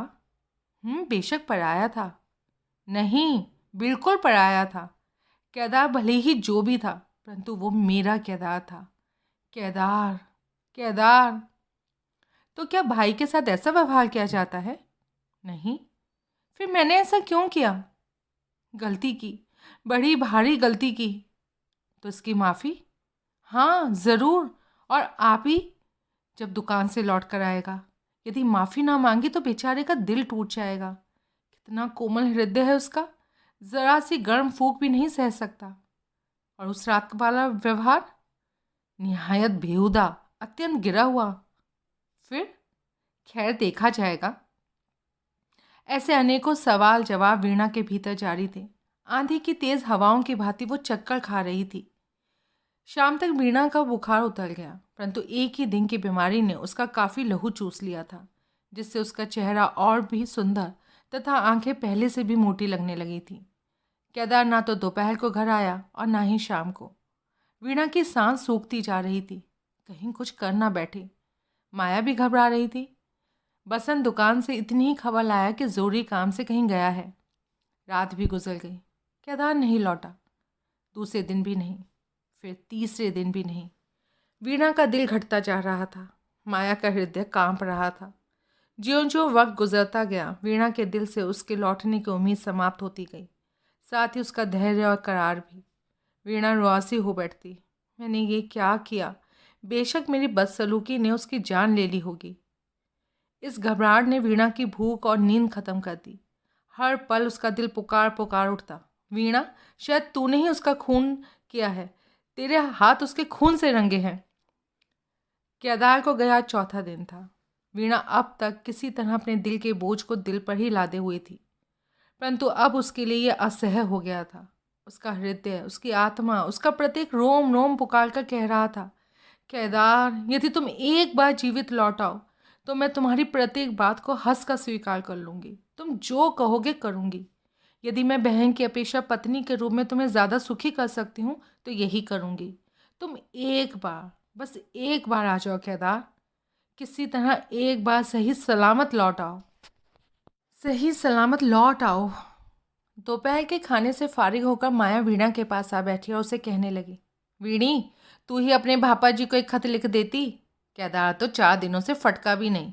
चलो ना सही, बेगाने पूतों पर किसका जोर चलता है? सच कहते हैं, खून खून ही होता है और पानी पानी ही होता है। परंतु बेजी, वीणा ने उदास आंखें बेजी की तरफ उठाकर कहा, मुझे तो भापा जी का पता ही नहीं मालूम। तू भी निरी बुद्धू ही है, भला तुमसे पता भी लिख कर नहीं रखा जाता? कल बसंत को भेजकर दुकान से मंगवा लूंगी। परंतु बेजी, पता तो करना था ना, भाई साहब कहाँ गए? माया को शायद ये सवाल अच्छा नहीं लगा। वो फिर जरा खींच कर बोली, उसे खुद नहीं बताकर जाना चाहिए था। परंतु बेगाने पूत पर कैसा अधिकार, वो जाने, उसकी मर्जी। अच्छा, सुबह पता जरूर मंगवा लेना बसंत को भेजकर, और खत में सारी बातें खोल कर लिखना। वीणा ये जानते हुए भी कि उसकी माँ कौन सी बात खोलकर लिखवाना चाहती है, पूछा, कौन सी बातें? तुम्हारे रिश्ते के बारे में लिख देना। उन्होंने रिश्ता लेना स्वीकार कर लिया है। अश्विन की शादी मांग रहे हैं। खत देखते ही चले आए। अच्छा, मुझसे नहीं लिखा जाता, हर समय बस शादी शादी शादी। पगली कहीं की, अभी कौन सी बच्ची है तू? 16 साल लग गया है, और कब तक बिठाए रखेंगे तुझे? वीणा ने सर झुका लिया। माया नहीं देख पाई कि इस समय वीणा की आंखों में क्या था। शायद कोई माँ जिसके हृदय में माँ की मुराद मचल रही हो, ऐसे समय में बहुत बारीक चीज़ों को नहीं देख सकती। सुनो, याद से लिख देना रानी बिटिया। माया ने इतना ही कहा था कि बाहर का दरवाज़ा हिला और उसके साथ ही केदार ने प्रवेश किया। केदार, भ दोनों शब्द, एक पूरा और एक अधूरा, दोनों ही माँ बेटी के मुंह से निकले। कहाँ रहे इतने दिन? इंतज़ार करते करते तो आंखें थक गईं। केदार को पैरों से उठाकर सीने से लगाते हुए माया बोली, वो सरदार साहब ने जोरी काम से बाहर भेजा था। कहते हुए केदार ने वीणा की तरफ देखा और उसकी आंखें झुक गईं। आगे बढ़कर केदार के गले से लिपटने के लिए वीणा की बाहें फड़कती रह गईं। ये लीजिए, कहकर केदार ने जेब से 100 के 8 नोट निकालकर माया के हाथ थमा दी। ये कहाँ से लाए हो केदार? खुशी के वेग में माया की जवान तुतला रही थी। सरदार साहब ने दिए हैं। अच्छा, इतनी दरिया दिली दिखाई, उम्मीद तो नहीं थी। दिल के अच्छे हैं वो। शुक्र है, परमात्मा भला करे, हम गरीबों की सहायता के लिए हाथ तो बढ़ाया। तो अब शादी की तैयारी करनी चाहिए बेजी। बस हुई समझो, इससे काम की तो देरी थी। अरे हाँ वीणा, सुनो, वीणा के भापा जी को खत लिख दिया था तुमने? जी हाँ, लिख दिया था। क्या लिखा था? वही जो आपने कहा था। आने की ताकीद अच्छी तरह से की ना? हाँ हाँ। तुम्हारा क्या ख्याल है, कब तक आ जाएंगे? अब देखिए। अच्छा, कल ना मेरे साथ किसी समय बाजार चलना, कुछ कपड़े और गोटा के नारे लाएंगे। धीरे धीरे कुछ मैं कर लूँगी, कुछ ये वीणा कर लेगी। छोटा मोटा काम ख़त्म करके बिया के मौके पर दर्जी बुला लेंगे। मेरा ख्याल है वीणा की पढ़ाई छुड़वा दें, हैं? 2 महीनों में कितना पढ़ लेगी? ठीक है, जैसी आपकी इच्छा, कहकर केदार कपड़े बदलने चला गया। माया ने पानी वानी पीने के लिए उसे बहुत रोकने की कोशिश की, पर वो रुका नहीं। वीणी, जा उठकर शिकंजी बनाकर दे आ उसे, बेचारा भरी दोपहरी में बाहर से आया है। जवाब में बिना कुछ कहे वीणा रसोई में चली गई। दरवाज़ा बंद था। जल्दी खोलिए, शिकंजी खराब हो जाएगी। अच्छा। दरवाज़ा खुला। केदार ने गिलास पकड़ने के लिए जब हाथ बढ़ाया तो वीणा ने देखा हाथ पीला सा था, मानो मुर्दे का हो। वीणा ने ऊपर देखा, आंखें और चेहरा उससे भी ज़्यादा। गटागट पीकर केदार ने गिलास खाली कर दिया और फिर से चारपाई पर लेट गया। आपने कपड़े नहीं बदले? वीणा ने उसके पास बैठते हुए पूछा। अब केदार उसे पराया पराया सा नहीं लग रहा था। केदार के निरुत्तर रहने पर उसने उसके माथे पर हाथ फेरते हुए पूछा, आज तो शिकंजी फीकी नहीं थी ना, उस दिन की चाय की तरह? केदार ने उसकी तरफ निगाहें उठाते हुए कहा, कब की? जो उस दिन आप छोड़ गए थे। नहीं, फीकी कहाँ थी। आपने पी थी? हाँ, एक प्याली। शक्कर थी? होगी, तभी तो पी थी ना। नहीं थी। तो अच्छा, मैंने ख्याल नहीं किया। आपको इतना भी होश नहीं? मेरी तो अक्ल मारी गई है, शक्कर डालना भूल गई थी। परंतु आप ठीक से बात क्यों नहीं करते? वीणा ने थोड़ा रुककर पूछा। बोल तो रहा हूँ, केदार ने उसकी तरफ देखे बिना कहा। वीणा अपने भीतर एक अजीब सा रोमांच अनुभव कर रही थी, परंतु साथ ही केदार की हालत देखकर उसका दिल डूबता जा रहा था। थोड़ी देर कमरे में खामोशी छाई रही।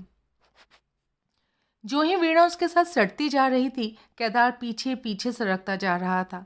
अपने माथे पर वीणा के हाथ को वो अपनी जल रही त्वचा पर बर्फ के टुकड़े की भांति महसूस कर रहा था, जिसकी ठंडक उसे ज़्यादा महसूस हो रही थी और जो इस समय उसे ठंडक पहुंचाने के बदले जलाने का काम कर रही थी। आप देखते क्यों नहीं मेरी तरफ? वीणा ने उसके सर को अपने घुटने पर रखकर पूछा। केदार उठकर बैठ गया, वीणा से कुछ फासले पर। वीणा सड़क का फिर उसके साथ जा सटी। वो सड़क गया, वीणा फिर सट गई। वो उठकर खड़ा हो गया और वीणा ने बाहों से खींचकर उसे फिर बैठा लिया। ये साधारण हरकतें थीं, परंतु इनकी ओट में शायद कोई गंभीर वाद विवाद चल रहा था, कोई पेचीदा पहेली, कोई लंबे चौड़े सवाल।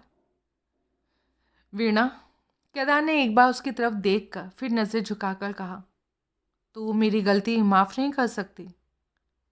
मैं या आप? वीणा ने उसकी गर्दन में बाहें डालते हुए कहा, मैंने आपको दुख दिया? पहले तो नहीं, पर अब जरूर दे रही है। केदार ने अपने सीने पर घूमकर उसकी दोनों उंगलियों को पकड़कर कहा। अब? वीणा घबरा गई। तुमने जितनी बार भी मुझे संबोधित किया, एक बार भी वो शब्द तुम्हारी ज़बान से नहीं निकला। कौन सा? भाई साहब। वीणा कांप उठी, उसकी आंखों में आंसू आ गए। कुछ कहने के लिए उसके होठ फट गए, परंतु एक भी शब्द मुंह से न कह सकी। उसने केदार की आंखों द्वारा दिल का सारा स्नेह उड़ेलना शुरू कर दिया। बरबस ही उसकी बाहें केदार के लिए खुल गईं। केदार कुछ नहीं बोला, ना ही हिला। उसका एक हाथ वीणा की पीठ पर और दूसरा सर सहला रहा था। उसकी आंखों में 2-3 बूंदें गर्म पानी की निकली और वीणा के दुपट्टे पर जा गिरी। वीणा ने उसी दुपट्टे के किनारे से उसकी आंखों का बाकी पानी भी सोख लिया। बाहें ढीली हुई। वीणी जी, नहीं कहोगी? वीणा खामोश थी। वीणा, एक बार भैया कहकर पुकारो। मेरी बहन नहीं तू? वीणा, वीणा, उफ, जल्दी बोल वीणी, मेरा दिल। और उसने दाहिने हाथ से अपने सीने को बाईं तरफ से सहलाना शुरू किया। वीणा की आंखों से नन्ही नन्ही बूंदें झर रही थी। उसकी नज़र केदार के चेहरे पर जमी हुई थी, मानो किसी ने मंत्र से कील कर रख दिया हो। जब केदार कह कह कर थम गया तो वीणा स्वयं ही कह उठी, मुझे डर लग रहा है भाई। मुझसे? नहीं तो मैं आपसे शादी का। वीणी, वीणी बस, खबरदार। बिजली की फुर्ती से उसने मुंह के सामने हाथ रखकर केदार कड़का। वीणा के होठ फड़क रहे थे, जिन पर आंसू आकर इकट्ठे हुए, जिन्हें केदार की उंगलियों ने बिखेर दिया। मैं आपकी जान लेने के लिए नहीं पैदा हुई। और वीणा की सिसकियों से कमरा गूंज उठा। वीणी, कोई देखेगा तो क्या कहेगा? कहता रहे जिसके जी में जो आए। वीणी, मैंने यूं ही कहा था, नहीं मरता मैं। नहीं। वीणी की आवाज़ में से करुणा उमड़ रही थी। आपको अपना इकरार पूरा करना पड़ेगा। और बताइए, आप ये रुपए कहाँ से लाइए? सच सच बताइए। केदार चुप था। आप जान पर खेलने को तैयार बैठे हैं, मैं जानती हूँ। मैं इकरार पूरा करूँगी, मैं आपको बचाऊंगी, मैं आपकी पत्नी बनकर। वीणी, पहले की भांति उसका मुंह बंद करके केदार चिल्लाया, बंद कर जबान। फिर ऐसा कोई शब्द मुंह से निकाला तो मुझे जीवित नहीं देखोगी। मैं तेरे सामने स्वयं को खत्म कर दूंगा। फिर खामोशी छा गई। बोल वीणी, मेरी अच्छी बहन, एक बार कहना भैया। केदार ने उसे एक बार फिर सीने से लगा लिया। तू हंसती क्यों नहीं वीणी? केदार ने उसकी ठुड्डी ऊपर उठाकर कहा, एक बार प्यारी बहन। वीणी हंसी, परंतु क्या ये असली हंसी थी? जा वीणी, परमात्मा तेरा सुहाग अटल रखे, कहकर केदार ने अपनी बांह खींच ली। कमरे से निकलकर वीणा कुछ ही कदम गई थी कि पीछे से दरवाज़ा बंद होने और कुंडी लगने की आवाज़ उसे सुनाई दी। घर में घुसने से पहले वीणा ने सड़क वाले नल से पानी लेकर मुंह धो लिया, शायद रोई आंखों का भेद छुपाने के लिए। वीणा के हृदय की बेसुरी तानें एक बार फिर स्वरबद्ध होकर थिरकने लगी। उस मनहूस रात को जो भूचाल उसकी जिंदगी में आया था, जिसके प्रभाव से वीणा मरणासन हो गई थी, वो भूचाल गुजर गया। धीरे धीरे उसका दुखद प्रभाव भी मिट गया। वीणा फिर उसी तरह हंसती, चहकती और लड़कियों के साथ खेलती नजर आने लगी, परंतु फिर भी एक चिंता बराबर साए की भांति उस पर छाई रहती थी। वीणा की शादी की तैयारियां पूरी हो चुकी थी, गिनती के दिन बाकी थे। ज्यों ज्यों शादी का दिन करीब आता जा रहा था, वीणा के भीतर एक तरफ नए जीवन के सुनहरे सपने नदी की बाढ़ की भांति जोर मार रहे थे, दूसरी ओर उसका दिल चिंता में डूबता जा रहा था, क्योंकि केदार का शरीर दिनों दिन दुर्बल होता जा रहा था। सबसे दुखद बात यह थी कि केदार उसके सामने बहुत कम आता था। जहाँ वो वीणा को देख लेता, किसी न किसी बहाने खिसक लेता था। वीणा अब भी उसके कमरे में जाती थी, बल्कि पहले से भी ज़्यादा, ताकि ससुराल जाने से पहले केदार के प्यार से अतृप्त रहे दिल को पूरी तरह सरोबार कर दे। परंतु अक्सर उसे निराश ही लौटना पड़ता, दिल की हसरतों को दिल में ही दफन करके। काम के अतिरिक्त केदार के पास जो समय बचता वो लगभग चारपाई पर ही गुजारता था। किसी के भी साथ ज़्यादा बातचीत नहीं करता था, जैसे छुपने के लिए जगह ढूंढता रहता। इस पर मुसीबत ये कि वह जो ही पीछे हटने की कोशिश करता, वीणा आगे ही बढ़ती चली आती। केदार को इस मुसीबत से मुक्ति का कोई रास्ता नजर नहीं आता था। उसे याद आया कि वीणा सिगरेट तंबाकू से घृणा करती है। एक दिन बातचीत के दौरान वीणा ने उसे बताया था कि जब कभी उसके भापा जी उसे सिनेमा जाने के लिए कहते थे तो वो इसलिए इनकार कर देती थी कि वहाँ पर सिगरेटों का धुआं होता था, जिससे उसके सर में पीड़ा शुरू हो जाती है और जी मिचलाने लगता है। केदार ने सिगरेट पीना शुरू कर दिया। खास तौर से जब वीणा उसके कमरे में आती, वो ज़रूर सिगरेट सुलगा बैठता था, जिससे ऊब कर वीणा को जल्दी ही वापस लौटना पड़ता था। कई बार वीणा ने केदार के हाथ से सुलगती सिगरेट लेकर फेंक दी, उसकी जेब से पैकेट निकलवा कर नाली में उठाकर फेंक दिया, परंतु केदार की आदत में रत्ती भर भी परिवर्तन नहीं आया। कई बार वीणा ने उससे कभी ना बोलने की धमकी दी, परंतु सब व्यर्थ। कभी कभी तो वीणा यहाँ तक चढ़ जाती कि सौगंध खाकर प्रतिज्ञा करके कमरे से निकलती कि जब तक वो सिगरेट पीना नहीं छोड़ेगा उससे नहीं बोलेगी, परंतु हर बार क्रोध के बावजूद उसे अपनी प्रतिज्ञा भंग करनी पड़ती। इस तरह बहुत बार रूठने और मनाने के बाद एक दिन वीणा का दिल बुझ गया। वो शाम को जब केदार के कमरे में आई तो केदार चादर लपेटे सोया पड़ा था। उसने इतने गुस्से से चादर उस पर से खींची कि वो बीच में से काफ़ी सारी फट गई। भाई साहब, आपको क्या होता जा रहा है दिनों दिन? हर वक्त पड़े रहते हैं मुहाने पर कश्ती ठेल कर।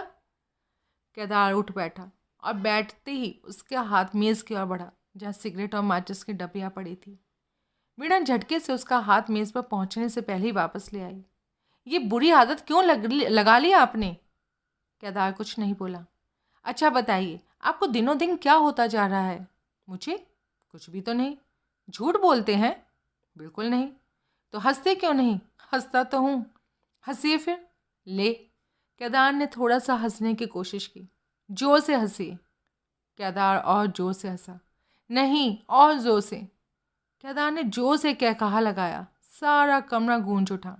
हाँ, इसी तरह। वीणा ने उसकी पीठ थपथपाते हुए कहा। वादा कीजिए, इसी तरह हंसते रहेंगे हमेशा।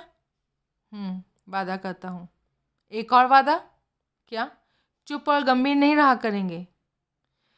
वीणी, सब कुछ तो व्यक्ति के हाथों में नहीं होता, उसके वश में नहीं होता। केदार के ये शब्द किसी असह्य पीड़ा से युक्त थे। वीणा ने इस विषय को और लंबा करना मुनासिब नहीं समझा। आज तक भापा जी का कोई खत नहीं आया? वो बोली। नहीं। केदार का सर झुक गया। कितने दिन हो गए खत डाले आपको? 8-10 दिन। और डाल देना था। डाला था। बेजी बहुत चिंता कर रही हैं, कहती हैं रोज़ रोज़ बुरे सपने आते हैं। बस राजी खुशी हूँ। राजी खुशी हैं वीणी, चिंता की कोई बात नहीं। केदार ने बेशक ये वाक्य बहुत दिलेरी से कहा था, परंतु वीणा ने देखा मानो केदार की आंखें कुछ और कह रही हों। क्यों? क्या सोच रहे हैं आप? वीणा ने कंधा हिलाकर पूछा। कुछ नहीं। बताते क्यों नहीं? तो ज़रूर कोई खत आया होगा भापा जी का। सच बताओ भैया, भापा जी ने ठीक ठाक है ना? वीणा, खत आया था, वो अभी नहीं आ सकते। नहीं आ सकते? वीणा बैठी ना रह सकी, उठकर खड़ी हो गई। पर क्यों? वो, उनकी तबीयत ठीक नहीं है। क्या? हाँ। तो आपने बताया क्यों नहीं? कब आया था खत? क्या तकलीफ है उन्हें? वीणा एक ही सांस में कई सवाल कर डाली। खतरे की कोई बात नहीं है, बुखार हो गया है उन्हें। बुखार? मुंह में उंगली डाले वीणा देर तक कुछ सोचती रही। कहाँ है उनका खत? दुकान पर। कब आया था? परसों। तो अब तक आपने बताया क्यों नहीं? मैंने सोचा बेजी बेकार ही चिंता करेंगी। वीणा के चेहरे पर हवाइयाँ उड़ रही थी। किसी अशुभ घटना की आशंका से उसका अंग अंग सिहर उठा।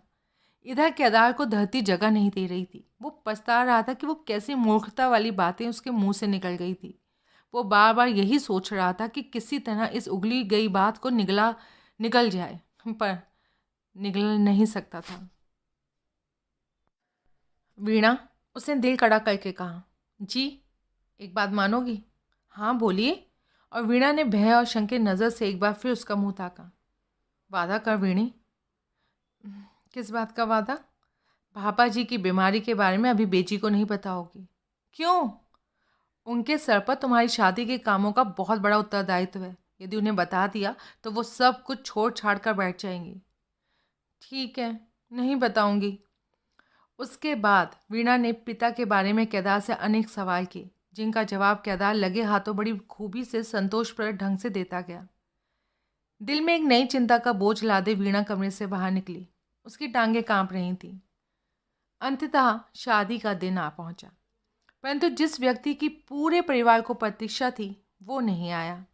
आस पड़ोस वाले आपस में खुसर फुसर कर रहे थे। कितनी अंधेर की बात है, बेटी की शादी रचा रखी है और बाप को कमाने की पड़ी है। भला 4 दिनों के लिए नहीं आ सकता? बम्बई कोई 7 समंदर पार तो है नहीं। इधर केदार जितनी टाल मटोल बहाने कर सकता था सब खत्म हो गए थे। कई बार बैठा बैठा वो खुद पर झुंझला उठता। मैंने मुफ्त में क्या मुसीबत मोल ले ली। आ बैल मुझे मार। परंतु अब क्या होगा? क्या सारा राज खोल दूं? परंतु ऐसा करने में मेरी पोजीशन क्या होगी? जिसे मैं धर्म माता मान चुका हूँ, क्या उसका रोम रोम मुझसे नफरत नहीं करने लगेगा? क्या पुत्र की जगह वो मुझे आस्तीन का सांप कहकर मेरा तिरस्कार नहीं करेगी? केदार के दिल को हमेशा परेशान करने वाली यही एकमात्र चिंता नहीं थी, एक और भी थी, इससे भी कहीं ज़्यादा खतरनाक, जिसका प्रभाव उसके मन के अतिरिक्त उसके शरीर पर भी पड़ रहा था। वीणा का ससुराल जाने का दिन ज़्यादा दूर नहीं था। केदार जानता था कि वीणा के साथ उसका क्या रिश्ता है, परंतु ये जानते हुए भी वो समझ नहीं पा रहा था कि उसके भीतर क्या हो रहा है।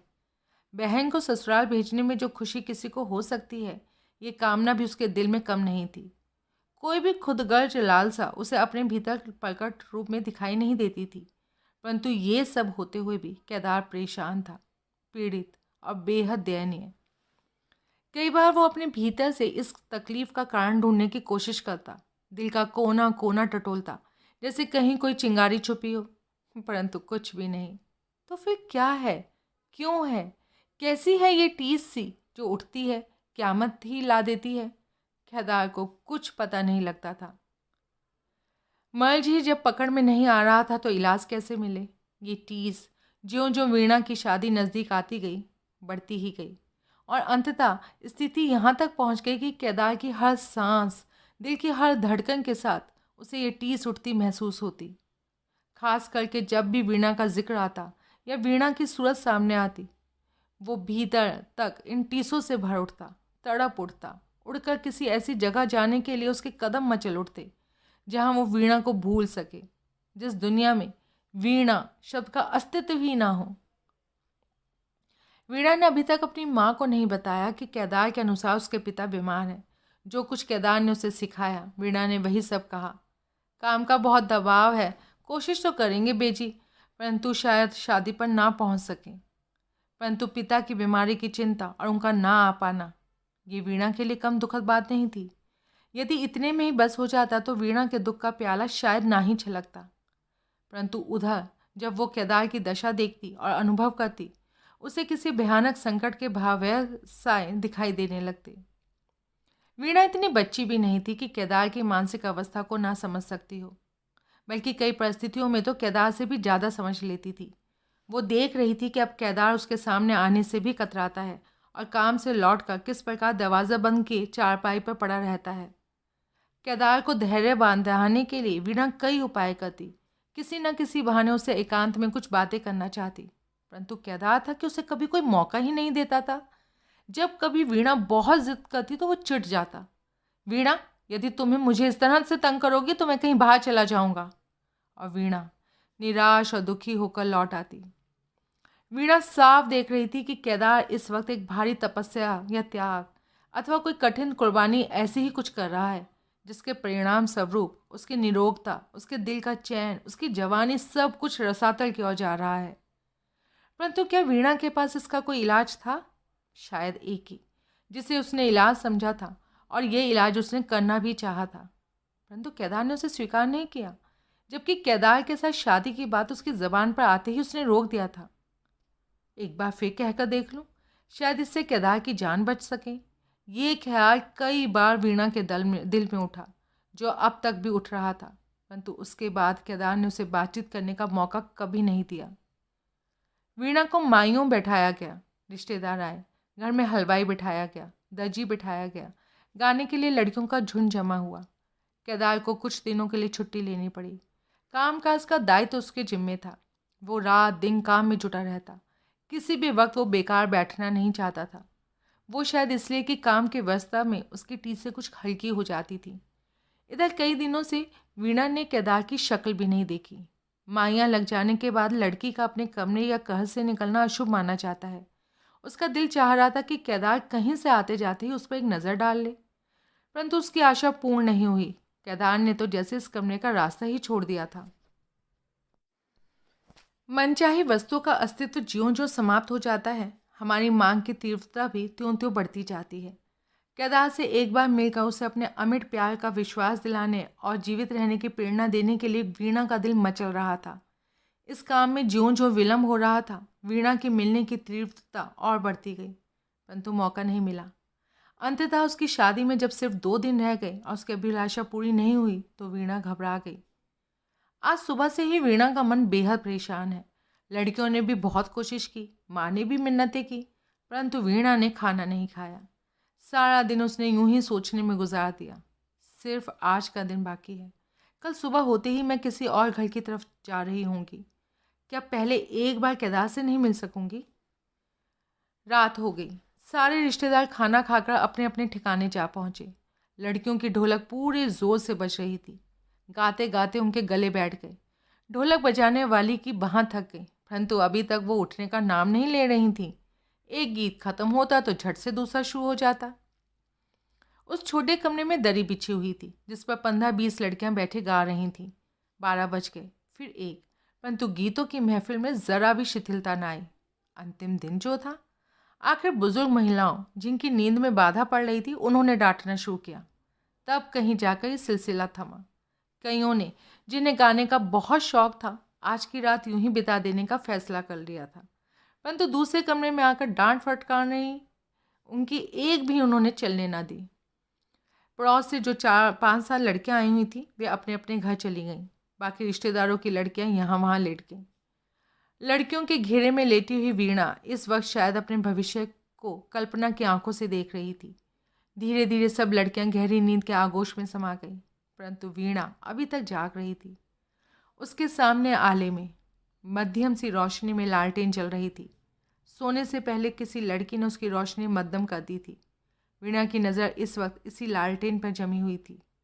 पूरे कमरे में अंधेरा था, सिर्फ इस लालटेन के गिर्द ही रोशनी का घेरा दिखाई दे रहा था।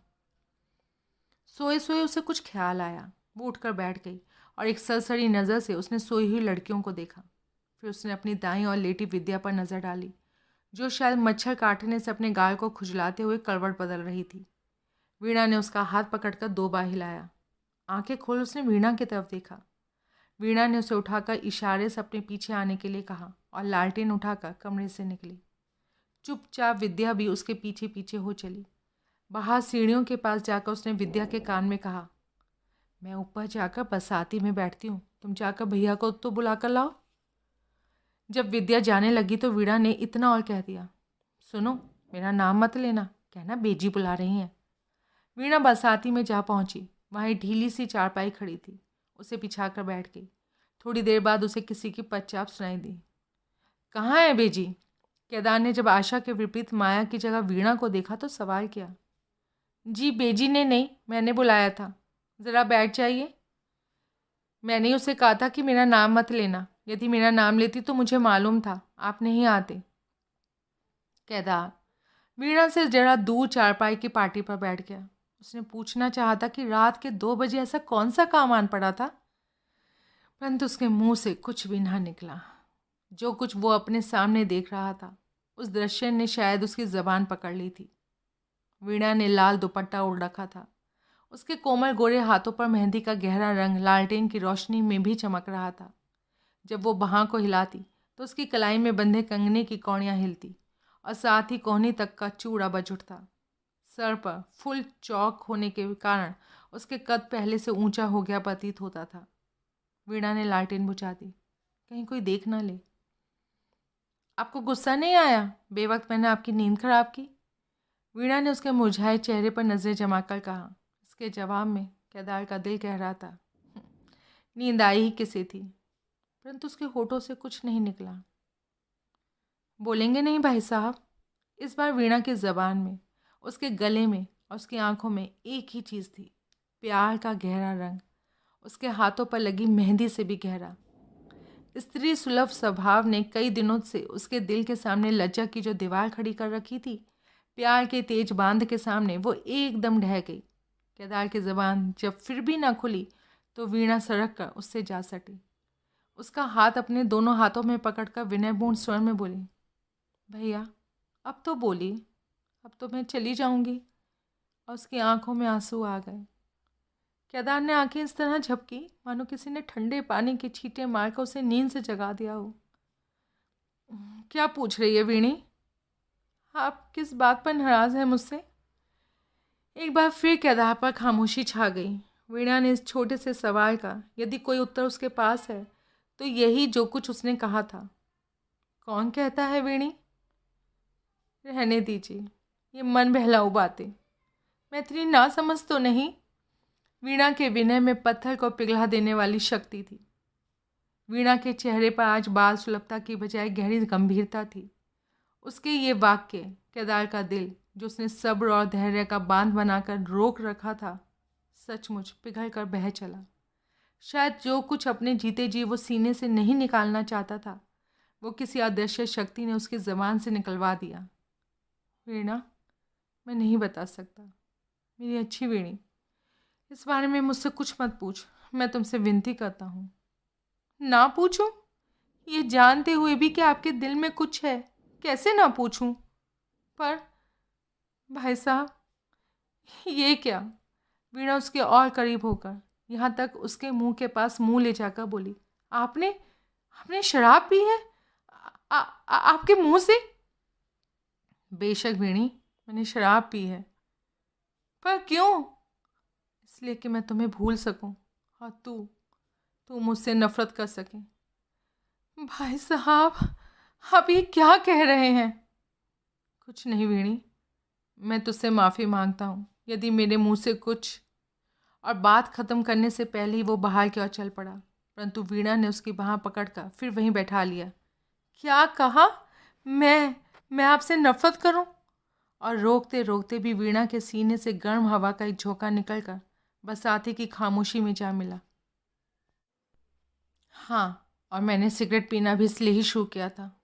जा वीणा, भगवान के लिए मुझसे कुछ और मत पूछना, नहीं नहीं तो मेरा दिल फट जाएगा। वीणी, रो मत मेरी अच्छी वीणी। आंसू दिखाकर मेरा। केदार की आवाज़ थम गई। वो वीणा से हाथ छुड़ाकर दूसरे कोने में जा खड़ा हुआ। वीणा दौड़ कर उसके पास पहुंची और इस बार उसे आलिंगन करके कुछ बोलने के लिए सर उठाया, परंतु आवाज़ शायद उसके होठों से टकराकर फिर पीछे दौड़ गई। केदार ने उसके सर को बाहों में भर लिया और जी भर का प्यार देते हुए कहा, वीणी, परमात्मा तेरा सुहाग अटल रखे। तेरी तरफ से ठंडी हवा के झोंके आते रहे, मेरे लिए इतना ही काफ़ी है। वो वीणा को अपने से अलग करने की कोशिश करने लगा, परंतु वीणा ने उसकी कमर में बाहें डालकर मजबूती से पकड़ कर रखा था कि वो छुड़ा ना सके। वीणा इस वक्त खामोश थी, भले ही उसका दिल आंसुओं की भाषा में बहुत कुछ कह रहा था। तुम्हारी सिसकियों की आवाज़ दूर तक सुनाई दे रही है वीणी, बस कर। मैं जब तक जीऊँगा सिर्फ तेरे लिए जीऊँगा। मैं कोशिश करूँगा कि मैं ज़िंदा रहूँ। आपकी दशा देखकर मुझे डर लग रहा है। डर? किस बात का डर वीणी? वीणी जो कुछ इसके उत्तर में कहने जा रही थी कह ना सकी, परंतु उसका दिल पुकार रहा था। आप धीरे धीरे मृत्यु की ओर बढ़ रहे हो भैया। पता नहीं केदार ने उसके दिल की आवाज़ सुनी या नहीं, शायद सुन ही ली होगी। यदि ना सुनी होती तो वो क्यों कहता? वीणी, मैं कोशिश करूँगा कि मैं ज़िंदा रहूँ। भैया, वीणा चिल्लाई। छोड़ दे अच्छी वीणी, तेरी आवाज़ दूर तक सुनाई देती है। नहीं नहीं वीणी, छोड़ दे मुझे। वीणी की बाहें शिथिल होकर लटक रही थी। बसाती की दीवार से सर जोड़कर वीणा रो रही थी। रोते रोते अचानक उसने सर उठाया, शायद दिल में कोई दृढ़ निश्चय करके, शायद अंतिम फैसला करके। वो बोल उठी, मैं वो शब्द वापस लेती हूँ जो आपने उस दिन कहलवाया था। भाई साहब कहकर बुलाऊं? मुझे इस चूड़े की, इस कंगन की कोई परवाह नहीं कि मैं आपके साथ। कहते कहते वीणा ने अपने चारों तरफ देखा। उसके भीतर से कुछ बोल रहा था। पगली वीणा किसे कह रही है? और उसने इस अंधेरी बरसाती में और अच्छी तरह आंखें गड़ाकर चारों तरफ देखा, परंतु केदार कहीं नहीं था। वीणा की टांगों में इस वक्त इतनी भी सामर्थ्य शेष नहीं थी कि सीढ़ियाँ उतर सकें। दीवार पकड़ पकड़ कर वो नीचे उतरी, जहाँ से उठकर गई थी वहीं जा लेटी। इस बदशुगनी वाली आवाज़ से बचने के लिए वीणा ने कानों में उंगलियां दे डाली, परंतु फिर भी वो आवाज़ बंद नहीं हुई। वीणा की शादी के तीसरे दिन केदार दुकान पर गया। दुकान के दरवाजे बंद थे। वो भीतर जाकर सीढ़ियों से ऊपर चला गया गले की चाबियां लेने। जब वो ऊपर पहुंचा तो अतर सिंह उसे देखकर हक्का बक्का रह गया। उसने केदार को देखते ही पहला सवाल यही किया, क्यों केदार, बीमार हो गया था क्या? जी, बुखार हो गया था। तो एक दिन और आराम कर लेते। तुम्हारा चेहरा तो एकदम उतर गया, कई महीनों से बीमार हो। मालिक ने खुले दिल से कहा। जी नहीं, अब तो मैं बिल्कुल ठीक हूँ, बस यूं ही ज़रा सी कमज़ोरी है, 1-2 दिन में ठीक हो जाएगी। अच्छा, तुम्हारी मर्जी। चाबियों का गुच्छा उसे थमाकर अतर सिंह ने कहा, कराची से घड़ियों का एक पार्सल सेंट्रल बैंक के मार्फत आया पड़ा है। आज किसी वक्त जाकर उसे ले आना। मैं जरा देर से नीचे उतरूँगा, पेट में कल से कुछ तकलीफ़ है। कितनी पेमेंट करनी है जी? 1600। गले के निचले खाने में उसके छोटे से डब्बे में 100 के नोट पड़े हैं, ले जाना। जी अच्छा, कहकर वो नीचे उतरा और दुकान खोलकर झाड़ बुहार करने लगा। काम बहुत जमा पड़ा था। हिसाब किताब के अतिरिक्त बहुत सी घड़ियाँ और 2-3 क्लॉक की मरम्मत भी आई पड़ी थी। वो काम में लग गया। उसका ख्याल था कि शाम तक बहुत सा काम निपटा लेगा, इसलिए उसने दोपहर का खाना भी नहीं खाया। परंतु बैंक जाना ज़रूरी था। दोपहर लगभग 1:30 बजे उसने गल्ला खोलकर रुपए निकाले और मालिक को दुकान पर बैठने के लिए कहने ऊपर गया, परंतु उसे दुकान बंद ही करनी पड़ी। अतः सिंह की तबीयत ज़्यादा खराब थी। दुकान के दरवाजे बंद करके वो बैंक जा रहा था कि रास्ते में उसे विद्या और बसंत दोनों भाई बहन आते दिखाई दिए। भैया, आप कहाँ चले गए थे? विद्या ने आते ही केदार की कमर से लिपटते हुए पूछा। एक काम आ पड़ा था विद्यो, केदार ने उसके सर पर हाथ फेरते हुए कहा। वीणा दीदी आपको याद करते हुए गई, बसंत ने उसका हाथ पकड़कर कहा। डोली चढ़ने तक बेचारी पूछती रही थी आपका, विद्या ने बसंत की पुष्टि में कहा। केदार का तो जैसे इन बातों में ध्यान ही नहीं था। उसने विद्या से पूछा, तुम लोग कहाँ जा रहे हो? आपको बुलाने, बेजी बहुत उदास है, विद्या ने गंभीर स्वर में कहा। अच्छा, तुम लोग चलो, मैं बैंक होकर आता हूँ। नहीं नहीं, बेजी कह रहे थे साथ लेकर आना। पर विद्यो, बैंक बंद हो जाएगा। मैं नहीं जाने दूंगी आपको, बेजी रो रही है। रो रही है? क्यों? पता नहीं, एक लाला सा कब का आकर बैठा है। वो बेजी पे बहुत गुस्सा हो रहा था। लाला सा? कौन है वो? पता नहीं, बेजी से कह रहा था मैं कुर्की करवा दूंगा। और कहते कहते विद्या से सकने लगी। कुर्की शब्द सुनकर केदार बैंक जाना भूल गया तथा बिना और कुछ सुने दोनों बच्चों के साथ घर को चल पड़ा। घर जाकर उसने देखा, सचमुच माया रो रही थी। क्यों बेची, क्या बात है? केदार उसकी आंखों पर से दुपट्टे का पल्लू जो कि भीगा था हटाते हुए बोला। केदार को देखते ही माया के आंसू सूख गए। उत्तर देने के बजाय उन्होंने सवाल किया, तू कहाँ चला गया था? वो मैं बाद में बताऊंगा, पहले आप बताइए, कौन था जो कह रहा था? क्या बताऊं केदार, एक मुसीबत टलती नहीं, दूसरी आ खड़ी होती है। मुझे तो कभी वीणी के भापा जी ने बताया तक नहीं। पर बात क्या थी? गोलरडे का कोई साहूकार है, शामू शाह, पता नहीं क्या नाम है उसका मुंशी आया था। क्या कह रहा था? कह रहा था आपको हमारा कर्ज चुकाना है। कर्ज? किस बात का कर्ज? कहाँ है वो? फिर आएगा वो। कितना कर्ज बता रहा था? थोड़ा बहुत भी नहीं, 2500। 2500?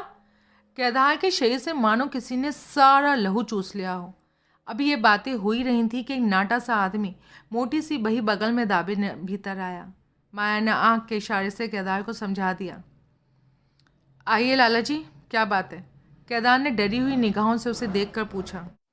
इनका इंतजार कर रही थी आप? केदार की बात का जवाब देने के बजाय उसने माया की तरफ देखकर पूछा और माया का हाँ में जवाब सुनकर केदार से कहने लगा।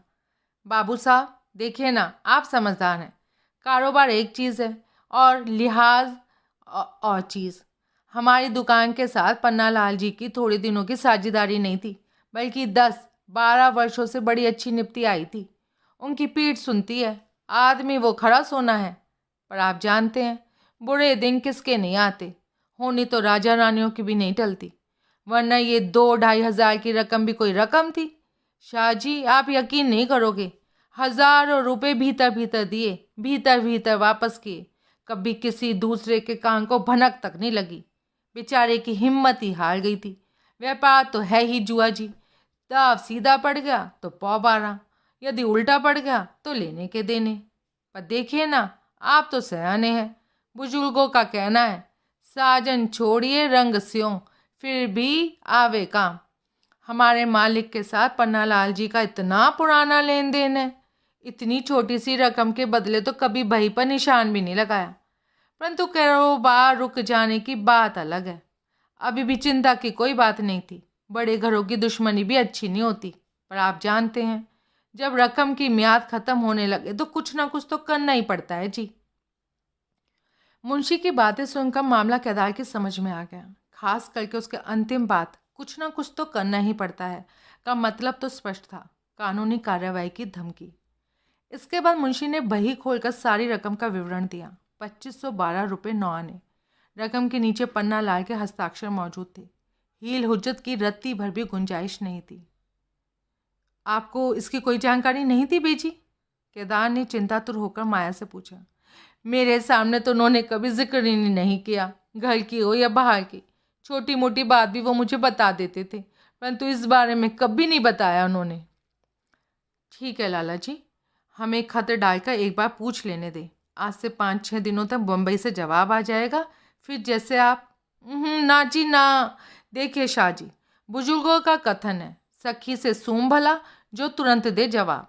रकम की मियाद पूरी होने को है, सिर्फ 3 दिन बाकी हैं, और यदि हिसाब में कच्ची कौड़ी का फर्क भी निकले तो 100 साल बाद भी लेनी देनी। बाकी यदि आप सहारा देने की बात कहें तो ये कोई नहीं मानने वाला। पर मुंशी जी, आखिर पूछना तो ज़रूरी है ना। मान लिया कि आपका हिसाब बिल्कुल ठीक होगा, फिर भी तसल्ली करने में कोई हर्ज है?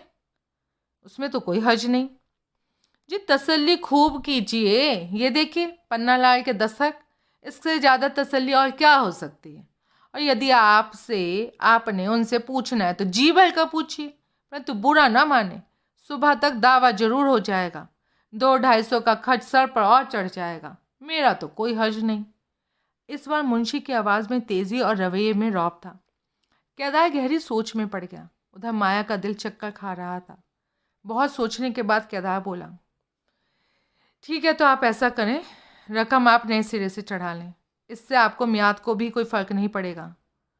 हाकिमाना सी हंसी हंसकर मुंशी बोला, लाला जी कैसी बातें करते हैं।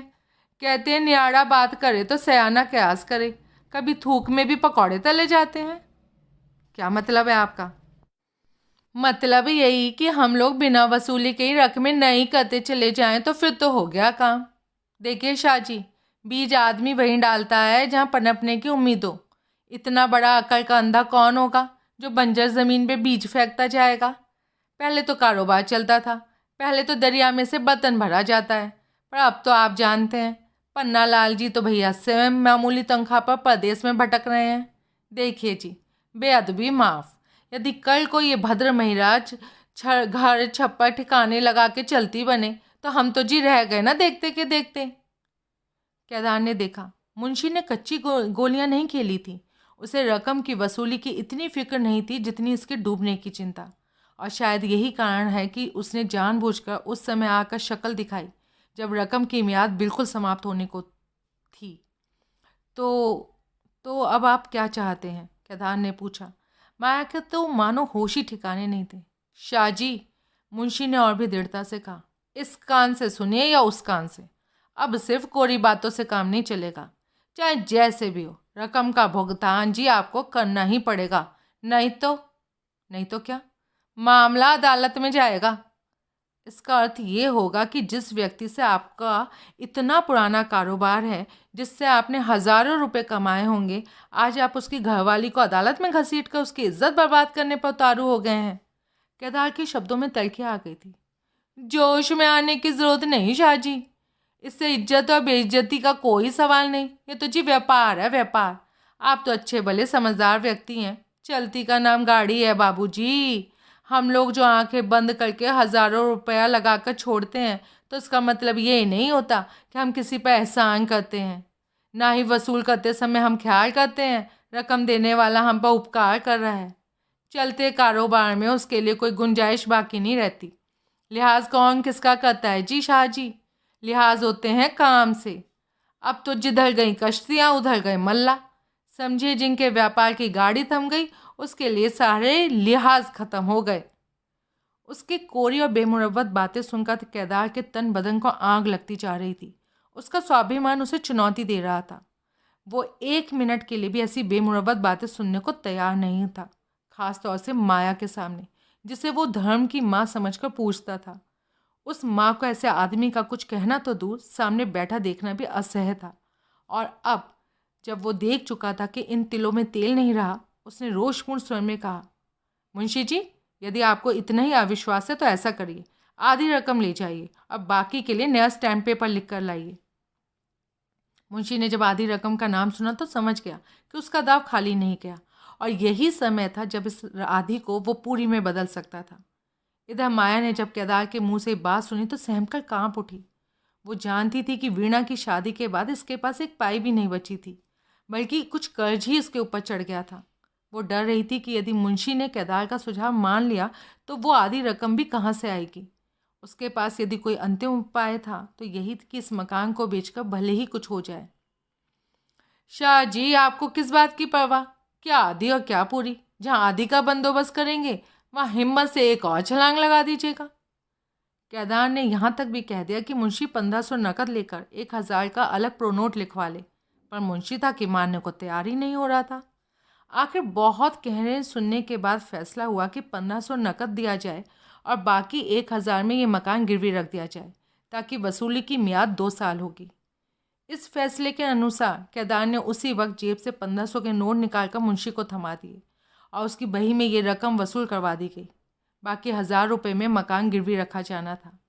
शुक्र था कि मकान की रजिस्ट्री माया के नाम थी, जिससे काम में किसी प्रकार की बाधा पड़ने का अंदेशा नहीं था। मुंशी ने जल्दी मचा रखी थी और केदार को उससे भी ज़्यादा जल्दी थी। वो जबकि अब मालिक के 1500 रुपये खर्च कर चुका था तो बचाव का उसने यही तरीका सोचा था कि झटपट इस काम से फारिग होकर कहीं खिसक ले। अतः जल्दी से रहननामे का कागज़ खरीदा गया और साथ ही इकरारनामा लिखने वालों को बुलाकर रहननामा लिखवा लिया गया, जिस पर एक गवाही केदार ने दी और दूसरी एक और हमसाये ने। अब केवल रहननामे की तस्दीक का काम बाकी था, जिसके लिए अगले दिन माया को कचहरी जाना पड़ेगा और फिर काम खत्म हो जाएगा। सारा काम समाप्त हो जाने के बाद मुंशी अगली सुबह आने का वादा करके वही बगल में दबाए चलता बना। इधर केदार ने लगे हाथ एक काम और कर डाला। उसने अपने मालिक के नाम एक खत लिखकर और फिर खत और चाबियों का गुच्छा माया से छुपाकर बसंत को देकर कहने लगा, ले काका, दौड़ कर ये दोनों चीज़ें सरदार की दुकान पर दे आ। दरवाज़ा खोलकर भीतर चले जाना और सीढ़ियाँ चढ़कर ऊपर। अपना नाम पता और मेरे बारे में कुछ मत बताना, ठीक है? बसंत चला गया। मैं इस सारे काम को जादुई खेल या सपना सा समझकर जैसे जैसे केदार कहता गया करती गई। वीणा ससुराल चली गई। शादी का काम अच्छी खासी रौनक से हुआ। देने दिलाने के काम में माया ने कोई कमी नहीं रखी थी। सब कुछ अच्छा किया। समधियों की उम्मीद से ज़्यादा यदि नहीं दे पाई थी तो कम भी नहीं दिया। उसके सीने से भारी बोझ उतर गया था। बेचारी को सुख की सांस मिली ही थी कि एक मुसीबत उसके सर पर और आ पड़ी, जिसके बारे में उसने कभी सोचा भी ना था। एकदम समय पर केदार के आ जाने से फिलहाल एक बला उसके सर से टल गई थी। अगले दिन कचहरी जाकर मकान का रहननामा तस्दीक करवा देना है, बस। केदार रकम ना लाकर देता तो शादी की मुहिम किस तरह जीतनी थी, और ऊपर से एक और उपकार, पूरे 1500 की रकम। माया उसके एहसानों के तले पूरी दब गई थी। उसका रोम रोम केदार को आशीष दे रहा था। माया को केदार से इस बात का बहुत गिला था, जिंदगी भर का गिला, कि शादी के मौके पर वो पता नहीं कहाँ चला गया था। ऐसे समय जबकि उसका पति भी नहीं था और जो कुछ भी था केदार ही था। केदार का 2 दिन और 2 रातों के लिए शक्ल ना दिखाना उसके लिए बहुत दुखद बात थी, और इससे भी बड़ा दुख उसे इस बात का था कि किस तरह विदा होते समय बेचारी वीणा केदार केदार करती रही थी। जिस वक्त केदार ने मुंशी को 100 के 15 नोट थमाए और इसके बारे में माया को सौगंध देकर कुछ भी पूछने से मना कर दिया, तो माया को डर सा लगने लगा। शायद ये रुपए दुकान के हों, और यदि ये दुकान से किसी काम से लाया हो तो मालिक को क्या जवाब देगा। परंतु केदार की दी हुई सौगंध की फौलादी दीवार को वो तोड़ नहीं सकी। और जब मुंशी अगले दिन आने का इकरार करके और रुपए लेकर चला गया तो केदार कुछ घबराया सा उसके पास वापस आया। तो वो पूछने लगी, केदार, अच्छा ये तो बता, तू 2 दिन से कहाँ था? केदार ने कोई जवाब नहीं दिया। तुझे इतना तो सोचना चाहिए था, वीणा तुझसे कितना स्नेह करती है। विदा होने तक बेचारी तुझे देखने के लिए तरसती रही। ऐसे भी कोई करता है क्या? केदार सूखे होठों पर जीभ फेरते हुए बोला, क्या बताऊं बेजी, काम ही कुछ ऐसा आ पड़ा था। चूल्हे में जाए काम, लड़की बेचारी रो रो कर पागल हो गई और इसे बस कामों की पड़ी हुई है। विद्यो या बसंत से पूछ कर देख किस तरह गुजारे थे उसने 2 दिन और 2 रातें। थोड़ी देर बाद कहती, बेजी बसंत को भेजिए ना, भाई साहब को ढूंढ लाए। कभी विद्यो की मिन्नतें करती। बेचारे बच्चों की टांगें थक गईं भाग दौड़ करके। पर केदार साहब का तो पता नहीं किस गुफा में घुसे बैठे थे। ये ले पकड़। कहकर माया ने आधे से काट जितनी तस्वीर उठाकर उसे पकड़ाते हुए कहा। कहने लगी, बेजी मेरी ये निशानी भैया को दे देना। केदार ने तस्वीर पकड़ ली। छोटी सी 10-11 साल की बालिका जिसकी दोनों चोटियों पर लाल रिबन बंधे हुए थे, वास्तव में गुड़िया सी दिखती थी। तस्वीर पकड़ते हुए केदार के हाथ काँप रहे थे। उसकी आंखों में अरमान के आंसू थे। इस वक्त वो अपनी गलती पर बहुत पछता रहा था। उसका दिल उसे लताड़ रहा था। जालिम, कितनी बेदर्दी से इस बालिका के नाजुक दिल पर इतनी चोट पहुंचाई। जाते वक्त एक बार मिल भी लेता तो क्या हो जाता। बेजी, केदार ने नई बात की भूमिका निभाते हुए माया से कहा, वो दिनों दिन मेरी तबीयत खराब होती जा रही है। ये तो दिख ही रहा है। मैंने तुमसे कितनी बार कहा किसी सयाने को हाथ दिखा, पर तू तो बातों में बात ही नहीं सुनता, टाल देता है। हाँ, वो मैंने एक डॉक्टर को दिखाया था। क्या कहा उसने? वो कह रहा था कि कोई नुक्स नहीं, बस तुम्हें यहाँ का पानी ठीक से नहीं बैठा। पानी ठीक नहीं बैठा? नहीं तो डॉक्टर ने कहा कि हवा पानी बदलने के लिए किसी पहाड़ पे चले जाना चाहिए। माया सोच में पड़ गई। जिस तरह का केदार का रिश्ता घर से हो गया था, माया के लिए उससे एक दिन के लिए बिछड़ना भी मुश्किल था। उसे इस तरह चिंता में डूबे देख केदार बोला, कोई चिंता ना करें बेजी, मुझे अपने पास ही समझिए, बहुत जल्दी मैं वापस आऊँगा। माया ने गहरी सांस ली। मेरी सलाह है मैं कल ही चला जाऊँ। इतनी जल्दी? वीणा को तो आ लेने दे, परसों नहीं तो उसके अगले दिन बुधवार आ जाएगी वो। इतने दिन रुकना ठीक नहीं बेटी। डॉक्टर ने तो यहाँ तक कह दिया कि तुम्हें आज ही चले जाना चाहिए, ज़िंदगी खतरे में है। खतरे का नाम सुनते ही माया के दिल को झटका सा लगा। उसके रोंगटे खड़े हो गए और उसने चिंतित नज़र से केदार की तरफ देखकर कहा, तो ज़रूर चला जा, मैं नहीं रोकती। पर भीतर से माया का कलेजा मुंह को आ रहा था। उसकी आंखों में ममता टपक रही थी। परंतु किस तरफ जाने का विचार है? नज़दीक ही जाऊंगा, शायद कोमरी। और खर्च का प्रबंध हो जाएगा। केदार ने अनामिका में पहनी हुई अंगूठी की तरफ देखकर कहा, जो उसे मालिक ने पिछले महीने खुश होकर इनाम के तौर पर दी थी। वीणी से मिले भी ना जाओगे तो अधमरी हो जाएगी सुनकर। मैं जाते वक्त रास्ते में उससे मिलकर जाने की कोशिश करूँगा। गुज्जर खान कौन सा दूर है। ये बातें हो ही रही थी कि बाहर से किसी ने दरवाज़ा खटखटाया। केदार ने झट अपने मालिक की आवाज़ पहचान ली। वो डर से कांप उठा और झटपट उठकर पिछली सीढ़ियों की ओर जाते हुए कान में कहता गया, ये तो हमारे सरदार साहब हैं बेजी, उन्हें मेरे बारे में कुछ ना बताना। सिर्फ यही कहना कि केदार कल से इधर नहीं आया। बिल्कुल भी नहीं बताना, आपको मेरी सौगंध। और झटपट सीढ़ियों से छत पर चढ़ा गया। हे भगवान, मेहर रखना। कहते हुए माया ने दरवाज़ा खोला। एक भारी सा शरीर अंदर आकर चारपाई पर बैठ गया। आप ओई जी पन्ना लाल जी की पत्नी है? अतर सिंह ने सबसे पहला सवाल माया से पूछा। सर का पल्लू ठीक करते हुए माया बोली, जी हाँ, सुनाइए, कुशल है? सरदारनी जी ठीक है? माया का दिल धड़क रहा था। वो कुछ शर्मिंदा भी थी। सरदार साहब क्या सोचते होंगे कि उसके इतने बड़े एहसान के बदले उनके घर तक धन्यवाद देने भी नहीं जा सकी। इसके अतिरिक्त अपने पति के बारे में सब कुछ पूछने के लिए उसका दिल उतावला हो रहा था, परंतु सरदार जी ने अन्य विषय छेड़ दिया। सब कुशल है कहने के बाद वो सरसरी नज़र से देखते हुए बोला, केदारनाथ का पता करने आया था। गली में पता लगा कि वो आपके साथ वाले मकान में रहता है। मकान को जी ताला लगा हुआ था। मैंने सोचा आपसे पता कर लूँ, शायद आपको कुछ पता हो। जी उसे तो परसों से देखा ही नहीं।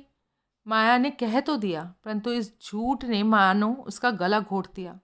वो सोचने लगी, यदि केदार की खांसी से, जो उसे अक्सर लगी रहती है, या और किसी तरह सरदार को केदार की छत पर होने का शक हो गया तो क्या होगा? अच्छा, अतर सिंह ने कुछ शोक भरे लहजे में पूछा, आपको उसके किसी और ठिकाने का पता है जहाँ उसका आना जाना हो? बहुत ज़रूरी काम था उससे। जी उसके किसी और ठिकाने का तो नहीं पता। अच्छा, अतर सिंह का रंग उड़ता जा रहा था। वो उठ ही रहा था कि माया ने अनुरोध भरे स्वर में हाथ जोड़कर कहा, जी जरा बैठ जाइए, मुझे आपसे एक दो बातें पूछनी है। हाँ जी कहो। कहकर उठते उठते वो फिर से बैठ गया। जी वो आज से 6 महीने पहले उसने पन्ना लाल के साथ जो बेइंसाफ़ी की थी वो भूला नहीं था, और उसके बाद उसने पन्ना लाल की शक्ल नहीं देखी थी। वो पूछने लगा, सुनाइए, पन्ना लाल जी आजकल कहाँ काम करते हैं? यहीं हैं, कहीं बाहर गए हुए हैं?